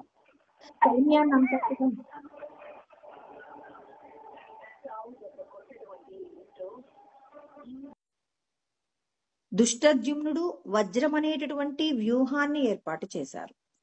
మరి ఆ వ్యూహంలో ఇంత పెద్ద అంటే తాను ఒక వ్యూహాకారముగా మరి ఏర్పాటు చేసినటువంటి తన సైన్యం మొట్టమొదటిలో భీముణ్ణి నిలబెట్టాడనమాట దుష్టద్యుమ్నుడు. కాబట్టి ఇక్కడ ఆయనకి దుర్యోధనుడికి ఎవరు కనపడ్డారు, ఆ వ్యూహం ఆ వ్యూహం యందు ముందుగా ఎవరు కనపడ్డారు అంటే భీముడే కనపడ్డాడు. కాబట్టి భీముడే నాయకుడుగా ఉన్నాడు అని చెప్పేసి మరి ద్రోణాచార్యుల వారికి మరి వాళ్ళ యొక్క సైన్యానికి నాయకుడుగా భీముడే ఉన్నారు అని చెప్పేసి చెప్పారనమాట. అంతేకాని మరి వీళ్ళ యొక్క సైన్యానికి నాయకుడు మాత్రం దుష్టద్యుమ్నుడే. ఇక్కడ ద్రోణాచార్యుల వారు మొదటి వరుసలో ఉన్నారు. ఎప్పుడు కూడా భీముణ్ణి చూస్తే భయం కాబట్టి మరి ఆ భీముణ్ణి చూడగానే అతనికి తెలియకుండానే ఆయనే నాయకుడుగా ఉన్నారు అని చెప్పేసి కూడా ఇక్కడ మరి ద్రోణాచార్యుల వారికి తనకు తెలిసినటువంటి జ్ఞానాన్నంతా కూడా తెలియచేస్తూ ఉన్నారు. అలా చెప్తూ ఇక్కడ ఒక సంఘటన ఉందండి. అయనేషు చ సర్వేషు యథా భాగమవస్థితాః భీష్మమేవాభిరక్షन्तు భవంతః సర్వ ఏవ హి అన్నారు.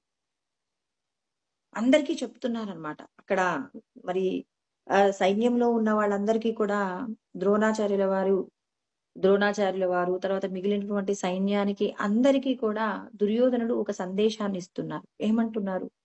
మీరందరూ కూడా మన సేనకు నాయకుడుగా ఉన్నటువంటి మరి ఆ భీష్మాచార్యుల వారిని మీరు కాపాడాలి. అదేంటి? భీష్మాచార్యుల వారిని కాపాడటం ఏంటి? ఆయనకు స్వచ్ఛంద మరణం ఉంది. ఆయన్ని ఓడించగలిగినటువంటి వ్యక్తి ఈ లోకంలోనే ఎవరూ లేరు. ఆ గురువు చేతిలో కూడా తానే గెలిచినటువంటి వ్యక్తి. గురువే మరి పరశురాముడు అంతటి వ్యక్తి కూడా మరి భీష్ముడి చేతిలో నేను ఓడిపోయాను అని చెప్పేసి ఆయన ఒప్పుకుంటారు. మరి అంతటి పరాక్రమం కలిగినటువంటి భీష్మాచార్యుల వారిని రక్షించండి. అయనేషు చ సర్వేషు యథాభాగం అవస్థితాః. మన సైన్యంలో ఉన్న వాళ్ళందరూ మీరందరూ కూడా మీ యొక్క స్థానాలలో నిలబడండి. నిలబడి మీరేం చేస్తుంటారు? భీష్మమేవాభిరక్షంతు. భీష్ముని రక్షిస్తూ ఉండండి. భీష్ముణ్ణి మీరు రక్షిస్తూ ఉండండి అనటానికి కారణం ఏంటంటే, భీష్మాచార్యుల వారు శిఖండి ఎదురుగా వస్తే యుద్ధం చెయ్యను అనేటటువంటి విషయాన్ని ఆయన ముందే చెప్తారనమాట.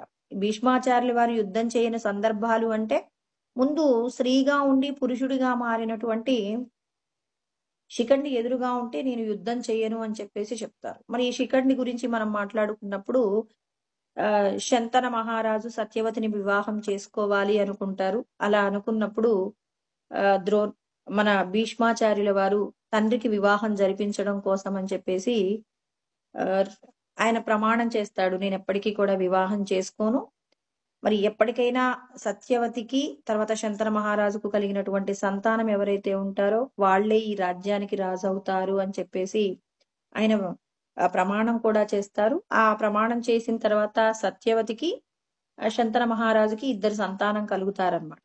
చిత్రాంగదుడు తర్వాత విచిత్ర వీరుడు. చిత్రాంగదుడు ఒక వింత మనిషి. ఎప్పుడూ కూడా చాలా విలాసంగా ఉంటాడు. ఒకరోజు ఎక్కడికి అంటే అడవులలో వీళ్ళు వేటాడటం కోసం వెళ్తారు కదా. అలా వెళ్ళినటువంటి సందర్భంలో ఒక గంధర్వరాజు ఉంటారట అక్కడ. ఆ గంధర్వరాజు పేరు కూడా చిత్రాంగదుడు.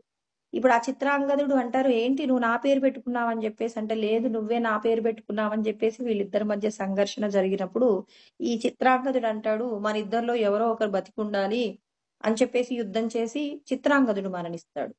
విచిత్ర వీరుడు కాస్త విలాస పురుషుడండి. ఇతనికి రాజ్యాన్ని రక్షించగలిగినటువంటి సామర్థ్యాలు ఏమి ఉన్న వ్యక్తి కాదు. ఎప్పుడూ భోగములతో జీవిస్తూ ఉంటాడు. ఇతడికి వివాహం కాలేదు. ఇప్పుడు కొంతకాలానికి శంతన మహారాజు మరణిస్తారు. శంతన మహారాజు మరణిస్తే సత్యవతి సరే పిల్లలైనా ఉన్నారనుకుంటుంది. పిల్లలలో చిత్రాంగదుడు మరణిస్తారు. విచిత్ర వీరుడికి వివాహం కానప్పుడు భీష్మాచార్యుల వారు ఒక అమ్మాయిని తీసుకువచ్చి పెళ్లి చేయవలసినటువంటి అవసరం వచ్చింది. అలాంటి అవసరం వచ్చినప్పుడు సత్యవతి పిలిచి భీష్మాచార్యుల వారితో అంటుంది, నీ తమ్ముడికి వివాహం చేయవలసిన బాధ్యత నీ మీద ఉంది. ఎందుకు అంటే వంశాన్ని కాపాడుకోవాలి కదా అన్నప్పుడు భీష్మాచార్యుల వారు కాశీరాజు తన ముగ్గురు పిల్లలకి కూడా స్వయంవరాన్ని ఏర్పాటు చేస్తారనమాట. అలా స్వయంవరాన్ని ఏర్పాటు చేస్తే భీష్మాచార్యుల వారు వెళ్తారనమాట. వెళ్ళినప్పుడు అక్కడ ఉన్నటువంటి స్వయంవరానికి వచ్చిన రాజులందరూ కూడా భీష్మాచార్యుల వారిని ఎగతాళి చేస్తారు. ఇతడు వివాహం చేసుకోనన్నాడు, మరి ఇవాళ స్వయంవరం కోసం అని చెప్పేసి వచ్చారు అని చెప్పేసి హేళనగా మాట్లాడితే, ఎవరైనా ధైర్యం ఉంటే నన్ను గెలిచి వీళ్ళ ముగ్గురిని కూడా, వాళ్ళకి ముగ్గురు పిల్లలండి, అంబా, అంబిక, అంబాలిక అనే ముగ్గురు అమ్మాయిల్ని వాళ్ళని తీసుకొని తన రథంలో ఎక్కించుకొని ఎవరైనా ధైర్యం ఉంటే నా ముందుకు రండి అని చెప్పి మరి వాళ్ళందరితో కూడా యుద్ధం చేసేసి ఈ ముగ్గురిని తీసుకొని వెళ్ళిపోతారనమాట. అలా వెళ్ళిపోతే వీళ్ళ ముగ్గురిని విచిత్ర వీరుడికి ఇచ్చి వివాహం చేయాలనుకుంటారు. అలా అనుకున్నప్పుడు అంబా భీష్మాచార్యుల వారి దగ్గరికి వచ్చి, నేను వేరొక వ్యక్తిని ప్రేమించానండి, నేను ఆ వ్యక్తినే పెళ్లి చేసుకుంటాను అని చెప్పేసి అంటే, వేరొకరిని ప్రేమించినటువంటి నిన్ను నా తమ్ముడికి ఇచ్చి పెళ్లి చేయను అని చెప్పేసి, నువ్వు ఎవరినైతే ప్రేమించావో అతని దగ్గరికి వెళ్ళు అని చెప్పేసి రథం ఇచ్చి పంపిస్తారు. ఈమె ప్రేమించినటువంటి వ్యక్తి దగ్గరికి వెళ్ళిపోతే ఆయన అంటాడు, నేను కూడా యుద్ధంలో ఓడిపోయాను. భీష్మాచార్యుల వారి చేతిలో ఓడిపోయాను. వేరొకరు గెలిచి తెచ్చుకున్నటువంటి అమ్మాయిని నేను వివాహం చేసుకోను అంటే, మళ్ళీ భీష్మాచార్యుల వారి దగ్గరికొస్తుంది. నన్ను ఆయన పెళ్లి చేసుకోనన్నాడు. ఇప్పుడు నా పరిస్థితి ఏంటి? నువ్వు నన్ను పెళ్లి చేసుకో. నువ్వే కదా నన్ను తీసుకొచ్చిందంటే, లేదు నేను పెళ్లి చేసుకోనని చెప్పేసి మా నాన్నగారికి ప్రమాణం చేసి ఉన్నాను అంటే, ఇప్పుడు విచిత్ర వీరుడిని పెళ్లి చేసుకోమంటే వేరొకరు ప్రేమించిన అమ్మాయిని నేను పెళ్లి చేసుకోనని విచిత్ర వీరుడు అంటారు. ఇప్పుడు భీష్మాచార్యుల వారు కూడా చేసుకోనన్నారు. ఇప్పుడు ఈమె కోపంతో వెళ్ళిపోతుంది. కోపంతో వెళ్ళిపోయి ఒక చోట తనను తాను ఆత్మాహుతి చేసుకుందాం అనుకున్నప్పుడు మళ్ళీ వాళ్ళ తాతగారు పూర్వం అన్నమాట. అంటే వీళ్ళ తాతగారిలో ఒకరు సన్యాసం తీసుకుంటారు. వాళ్ళకి సంబంధించినటువంటి ఒక బృందం కనపడుతుంది. అక్కడ వాళ్ళందరూ కూడా నువ్వు పలానా అమ్మాయివి కదా అని చెప్పేసి అన్నప్పుడు, అవును, నన్ను ఇట్లా భీష్మాచార్యులు వారు తీసుకొచ్చారు, మరి నన్ను పెళ్లి చేసుకోని అంటున్నారంటే, ఈ రోజు పరశురాముడు వస్తున్నారట, మరి పరశురాముడు వస్తే నీ సమస్యకు పరిష్కారం చెప్తారు అన్నప్పుడు, ఇప్పుడు పరశురాముడి దగ్గరికి వెళ్ళి తన బాధ అంతా చెప్పుకుంది. నన్ను భీష్మాచార్యుల వారు నా జీవితం పాడు చేశారు, ఇప్పుడు నేను ఎటూ కాకుండా పోయానంటే, పరశురాముడు అంటారు, భీష్మాచార్యుల వారు నా యొక్క శిష్యుడే, నేను పిలిపిస్తాను, నీకు పెళ్లి చేస్తానంటారు. ఇప్పుడు భీష్మాచార్యుల వారు అంటారు, నేను చేసిన ప్రమాణానికి, వివాహం చేసుకోను అని చెప్పేసి నేను చేసినటువంటి ప్రమాణానికి నేను ఎప్పుడు కూడా తల ఉంచుతాను తప్ప నేను పెళ్లి చేసుకోనంటే, అయితే నువ్వు నాతో యుద్ధం చేయవలసి ఉంటుందంటే, మీ అభిష్టము అదే అయితే నేను మీతో యుద్ధం చేస్తానని చెప్పేసి చాలా రోజుల పాటు యుద్ధం చేస్తారు. నేను మర్చిపోకుండా ఉంటే 21 రోజులు అనుకుంటా అండి. మరి యుద్ధం చేసిన తర్వాత ఇక ఒక్కసారి ఒక కాలు కొంచెం కిందకి పెడతాడట ఎవరు, పరశురాముడు. అప్పుడు అంటాడు, నువ్వు గెలిచావు నాయన. ఈ అమ్మాయితో చెప్తాడు, అంబాతో, అమ్మ నేను ఇంకేం చెయ్యలేను అని చెప్పేసి ఆయన వెళ్ళిపోతాడు. వెళ్ళిపోతే అంబ గొప్పదైన తపస్సు చేస్తుంది, పరమేశ్వరుణ్ణి కూడా దర్శనం చేసుకుంటుంది. ఏంటమ్మా నీ కోరిక అంటే, నేను భీష్మాచార్యుల వారి యొక్క పతనానికి నేను కారణం కావాలి అని చెప్పేసి కోరుకుంటే నీకు ఈ జన్మలో సాధ్యం కాదు అంటే, వెంటనే ఆమె ఆత్మాహుతి చేసుకుని శరీరాన్ని విడిచిపెడుతుంది అనమాట. తర్వాత మళ్ళీ ఇంకో దేహాన్ని పొందుతుంది. ఆ దేహాన్ని పొందిన తర్వాత ఇప్పుడు ఆమె ఫస్ట్ ఆడపిల్లగానే పుడుతుంది అనమాట. ఆడపిల్లగానే పుట్టి ఇక తల్లిదండ్రులు ఎవరు అనంటే, ఈ అంబను కన్నటువంటి తల్లిదండ్రులు ఏం చేశారు, కన్నటువంటి తల్లిదండ్రులు మీకు అబ్బాయే పుడతాడు అని చెప్పేసి వీళ్ళు ఒక తపస్సు చేస్తే చెప్తారు. కానీ అమ్మాయి పుడుతుంది. అయ్యో, పరమేశ్వరుడు ఇచ్చినటువంటి వరం మాకు అబ్బాయే కలుగుతానన్నారు, అమ్మాయి ఎలా పుడుతుంది అని చెప్పేసి అమ్మాయి పుట్టింది. అయినా భగవంతుడికి అన్నీ తెలుసు, మాకు అమ్మాయే ఇచ్చినా అబ్బాయిలాగా పెంచుతామని చెప్పేసి అబ్బాయిలాగే పెంచుతారనమాట ఈ అంబని. పెంచిన తర్వాత కొద్ది రోజుల తర్వాత పెరిగి ఈ అమ్మాయి పెద్ద అయింది, అబ్బాయిలాగే పెరిగారు. పెరిగిన తర్వాత వివాహం చెయ్యాలి మీ యువరాజుకి అని చెప్పేసి బాగా తెలిసినటువంటి ఒక స్నేహితుడు, ఆ రాజులలోనే ఒక స్నేహితుడుండి, మా అమ్మాయిని వివాహం చేసుకోండి అంటే వీళ్ళిద్దరికి పెళ్లి చేస్తారు. ఒక అమ్మాయినిచ్చి పెళ్లి చేస్తారు. ఆ అమ్మాయి తెలుసుకుంటుంది, ఇక్కడ ఉన్నటువంటి అమ్మాయి శిఖండి అనమాట. ఈ అమ్మాయే శిఖండిగా ఉంటుంది పేరు. ఈ శిఖండి అబ్బాయి కాదు నాన్న, నన్ను మోసం చేశారు, అమ్మాయికి ఇచ్చి పెళ్లి చేశారు అన్నప్పుడు, ఇక ఆ అమ్మాయి తరపున వాళ్ళందరూ కూడా వీళ్ళ రాజ్యం మీదకి, శిఖండి ఉన్నటువంటి రాజ్యం మీదకి దండయాత్ర చేయడానికి వస్తారు. అలా దండయాత్ర చేయడానికి వచ్చినప్పుడు ఇప్పుడు వాళ్ళ నాన్నగారు బాధపడుతుంటే చూడలేక ఈయన ఏం చేస్తాడంటే, చనిపోదామని చెప్పేసి వెళ్ళిపోతూ ఉంటాడు. అక్కడ ఒక గంధర్వరాజు ఉంటారనమాట. గంధర్వరాజు ఉండి, ఏంటమ్మా ఎందుకు చనిపోతున్నావు అంటే, ఇట్లా నేను పుట్టుకతోనే ఆడపిల్లగా పుట్టాను, మా నాన్నగారికి తపస్సు ఫలితంగా అబ్బాయి పుడతాడని పరమేశ్వరుడు చెప్పారట, మా నాన్నగారు నన్ను అబ్బాయిలాగే పెంచారు, అలా పెంచినటువంటి సందర్భంలోనే నాకు పెళ్లి కూడా చేశారు, నన్ను చేసుకున్నటువంటి అమ్మాయికి తెలిసిపోయింది నేను అబ్బాయిని కాదు అని చెప్పి, మరి ఆ అమ్మాయి తరపున వాళ్ళందరూ కూడా యుద్ధం చేయడానికి వస్తున్నారు, మరి మా నాన్నగారు పరువు పోతుంది అంటే, ఓ ఈ మాత్రం దానికి నువ్వు చనిపోవాలా అని చెప్పేసి, నా యొక్క పురుషత్వాన్ని నీకు ఇస్తాను అంటే, నాకు కేవలం 1 రోజు చాలండి పురుషత్వము, ఇంకెక్కువ రోజులు అవసరం లేదంటే, పర్వాలేదు తీసుకొని పో అని చెప్పేసి ఆమె యొక్క స్త్రీత్వాన్ని ఆ గంధర్వరాజు తీసుకుంటాడు. తర్వాత ఆ పురుషత్వాన్ని ఇస్తాడు. ఈయన వెళ్ళిపోతాడు. ఇతడు పురుషుడే అని చెప్పి నిరూపించుకుంటే, వాళ్ళు తప్పు అయింది అని చెప్పేసి ఆ అమ్మాయి తరపున వాళ్ళందరూ వెళ్ళిపోతారు. ఇలా వెళ్ళిపోయిన తర్వాత ఇచ్చిన మాట నిలబెట్టుకోవడం కోసం ఈ గంధర్వరాజు దగ్గరికి రావటానికంటే ముందు ఈ గంధర్వరాజు ఎప్పుడైతే తన యొక్క పురుషత్వాన్ని ఇస్తారో ఇచ్చినటువంటి రోజునే కుబేరుడు వస్తాడనమాట. కుబేరుడికి చాలా సన్నిహితుడు. ఇప్పుడు కుబేరుడు ఆ వ్యక్తి ఏడి అని చెప్పేసి వెతుకుతుంటే చెప్తారు. ఇట్లా ఒక శిఖండి అనేటటువంటి ఒక అమ్మాయి పురుషత్వం లేని సందర్భంగా చనిపోతుంటే నేను జాలిపడి నా పురుషత్వాన్ని ఇచ్చానంటే, ఏదైనా ఇవ్వచ్చు కానీ ఇలా పురుషత్వాన్ని ఇచ్చేస్తావా అని చెప్పేసి కుబేరుడు ఏం చేస్తాడంటే శాపం పెట్టిపోతాడు. నువ్వు జీవించి ఉన్నంత కాలం, అంటే ఆ అమ్మాయి జీవించి ఉన్నంత కాలం నువ్వు ఆడపిల్లలాగే ఉండు అని చెప్పేసి శాపం పెట్టేసి వెళ్ళిపోతారు. ఈ శిఖండి వెళ్ళిపోయి నీ పురుషత్వాన్ని నీకు ఇచ్చేస్తానంటే, లేదు లేదు నువ్వు మరణించేంత వరకు నువ్వు పురుషుడుగానే ఉండు, నా కుబేరుడు శాపం పెట్టేసి వెళ్ళిపోయారు అంటే ఇక శిఖండి మగపిల్లవాడిలాగా ఉంటారు. ఇప్పుడు ఈ శిఖండి ఎదురుగా వస్తే ఎవరి యొక్క మరణం కోసం ఉంది? భీష్ముడి యొక్క మరణానికి తాను కారణం కావాలి అని చెప్పేసి ఎంతో తపస్సు చేసిందండి. ఆమె చేసినటువంటి తపస్సు ఎంత గొప్పగా ఉంటుందంటే, భగవంతుణ్ణి తనలో ఉన్న బ్రహ్మమును తెలుసుకొని బ్రహ్మము చేత ఐక్యం కావడానికి కావలసినంత గొప్ప సాధన చేస్తుంది. ఇంత సాధన కూడా పగను తీర్చుకోవడానికే వాడుకుంది తప్ప తనలో ఉన్న దివ్యత్వాన్ని తెలుసుకునే ప్రయత్నంగా అడుగులు వేయలేదు. ఇక్కడ దుర్యోధనుడు కూడా ఎంతో జ్ఞానం తెలుసుకున్నాడు. కానీ దేహాభిమానము చేత, రాజ్యకాంక్ష చేత ఎప్పటికప్పుడు పాండవులను ఓడించి రాజ్యాన్ని పొందాలనేటటువంటి తాపత్రయం, మరి ఇంత యుద్ధం కురుక్షేత్ర సంగ్రామం జరగడానికి కావలసిన విధంగా మరి పరిణామం చెందింది. కాబట్టి ఆయన చెప్తున్నాడు, దుర్యోధనుడు చెప్తున్నాడు, మీరందరూ మీ మీ స్థానాలలో ఉండి శిఖండి ఎదురుగా వస్తే మరి శత్రువులు మరి భీష్మాచార్యుల వారి మీద బాణాలు వేసి అతన్ని చంపేటటువంటి అవకాశాలు ఉన్నాయి. అక్కడ కూడా ఆయన స్వచ్ఛంద మరణమే తీసుకుంటాడు. కానీ మరి స్వచ్ఛంద మరణం ఉన్నటువంటి వ్యక్తిని కాపాడాల్సిన అవసరం ఏముంది? కానీ ద్రోణాచార్యుల వారికి చెప్తున్నాడు.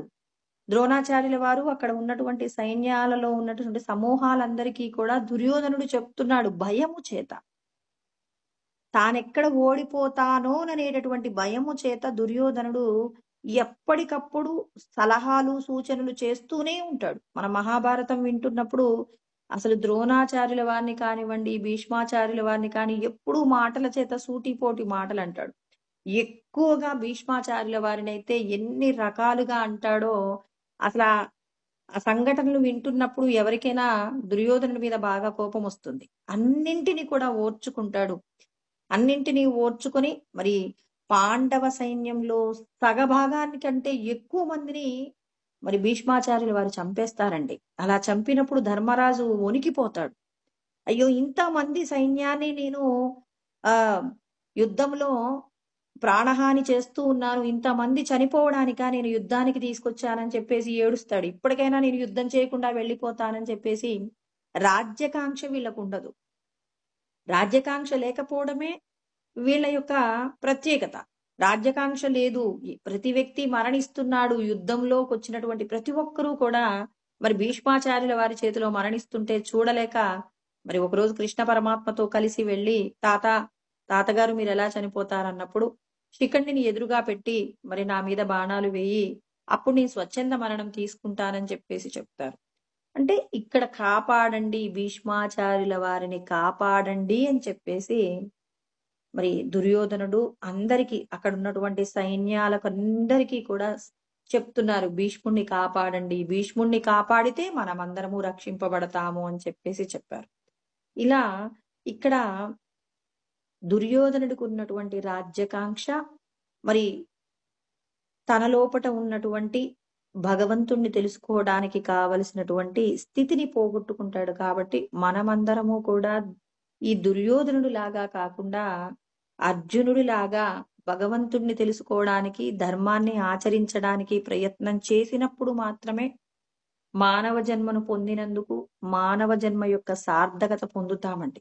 మానవ జన్మ యొక్క సార్థకత ఎవరైతే చేసుకోలేకపోతారో మళ్ళీ మానవ జన్మను ఎత్తడానికి ఎన్ని సంవత్సరాలు పడుతుందో తెలియదండి. ఎన్నో లక్షల సంవత్సరాలు, కోట్ల సంవత్సరాలు నిరీక్షణ చేయవలసి ఉంటుంది. ఈ జన్మలోనే మనం ధర్మాన్ని ఆచరించే ప్రయత్నంగా మనం ముందుకు సాగితే పరమాత్మను తెలుసుకోగలిగినటువంటి స్థితిని మనం పొందుతాం. ఒకవేళ ఈ జన్మలో మనం భగవంతుణ్ణి తెలుసుకోవడంలో ఏదైనా చిన్న ప్రయత్నం వల్ల ఆగిపోయినప్పటికీ కూడా భగవంతుడు అంటున్నారు, ప్రాప్య పుణ్యకృతాం లోకాన్ ఉషిత్వా శాశ్వతీ సమాహ శుచీనాం శ్రీమతాం గేహే యోగ భ్రష్టోభిజాయతే అంటారు. శుచి శౌచము కలిగినటువంటి శ్రీమంతుల కుటుంబంలో మిమ్మల్ని పుట్టింపచేస్తాను.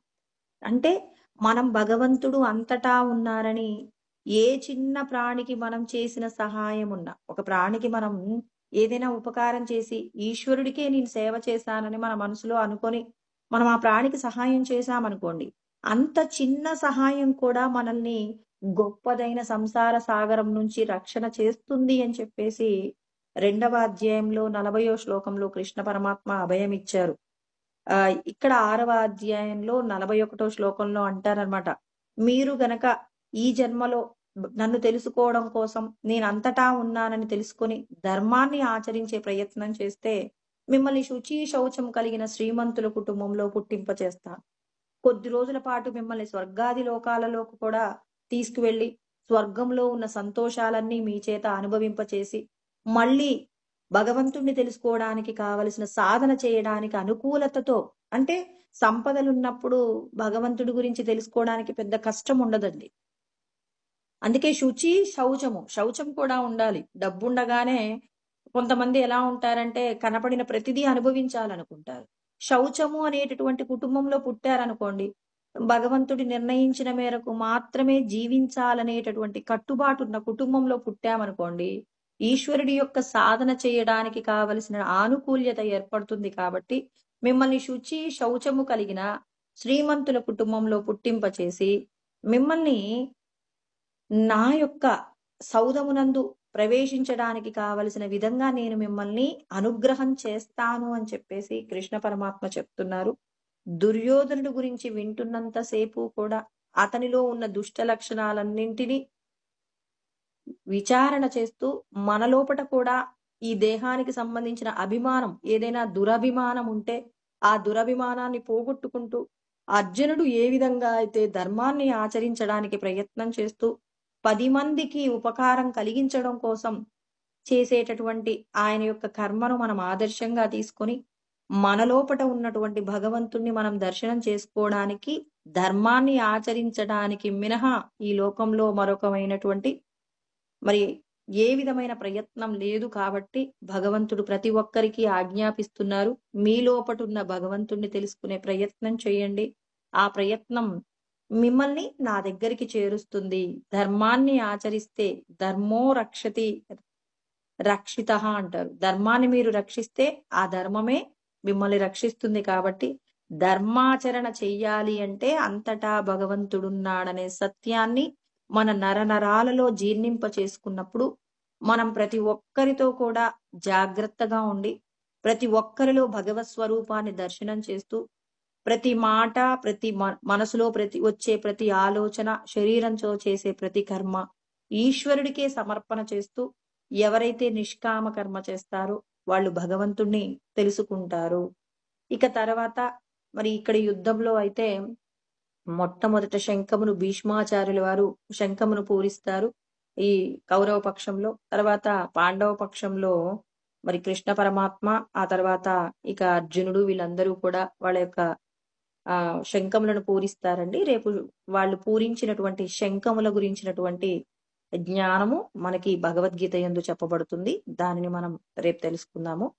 ఓం సహనావవతు సహనౌ భునక్తు సహ వీర్యం కరవావహై తేజస్వినావధీతమస్తు మా విద్విషావహై. ఓం శాంతి శాంతి శాంతి.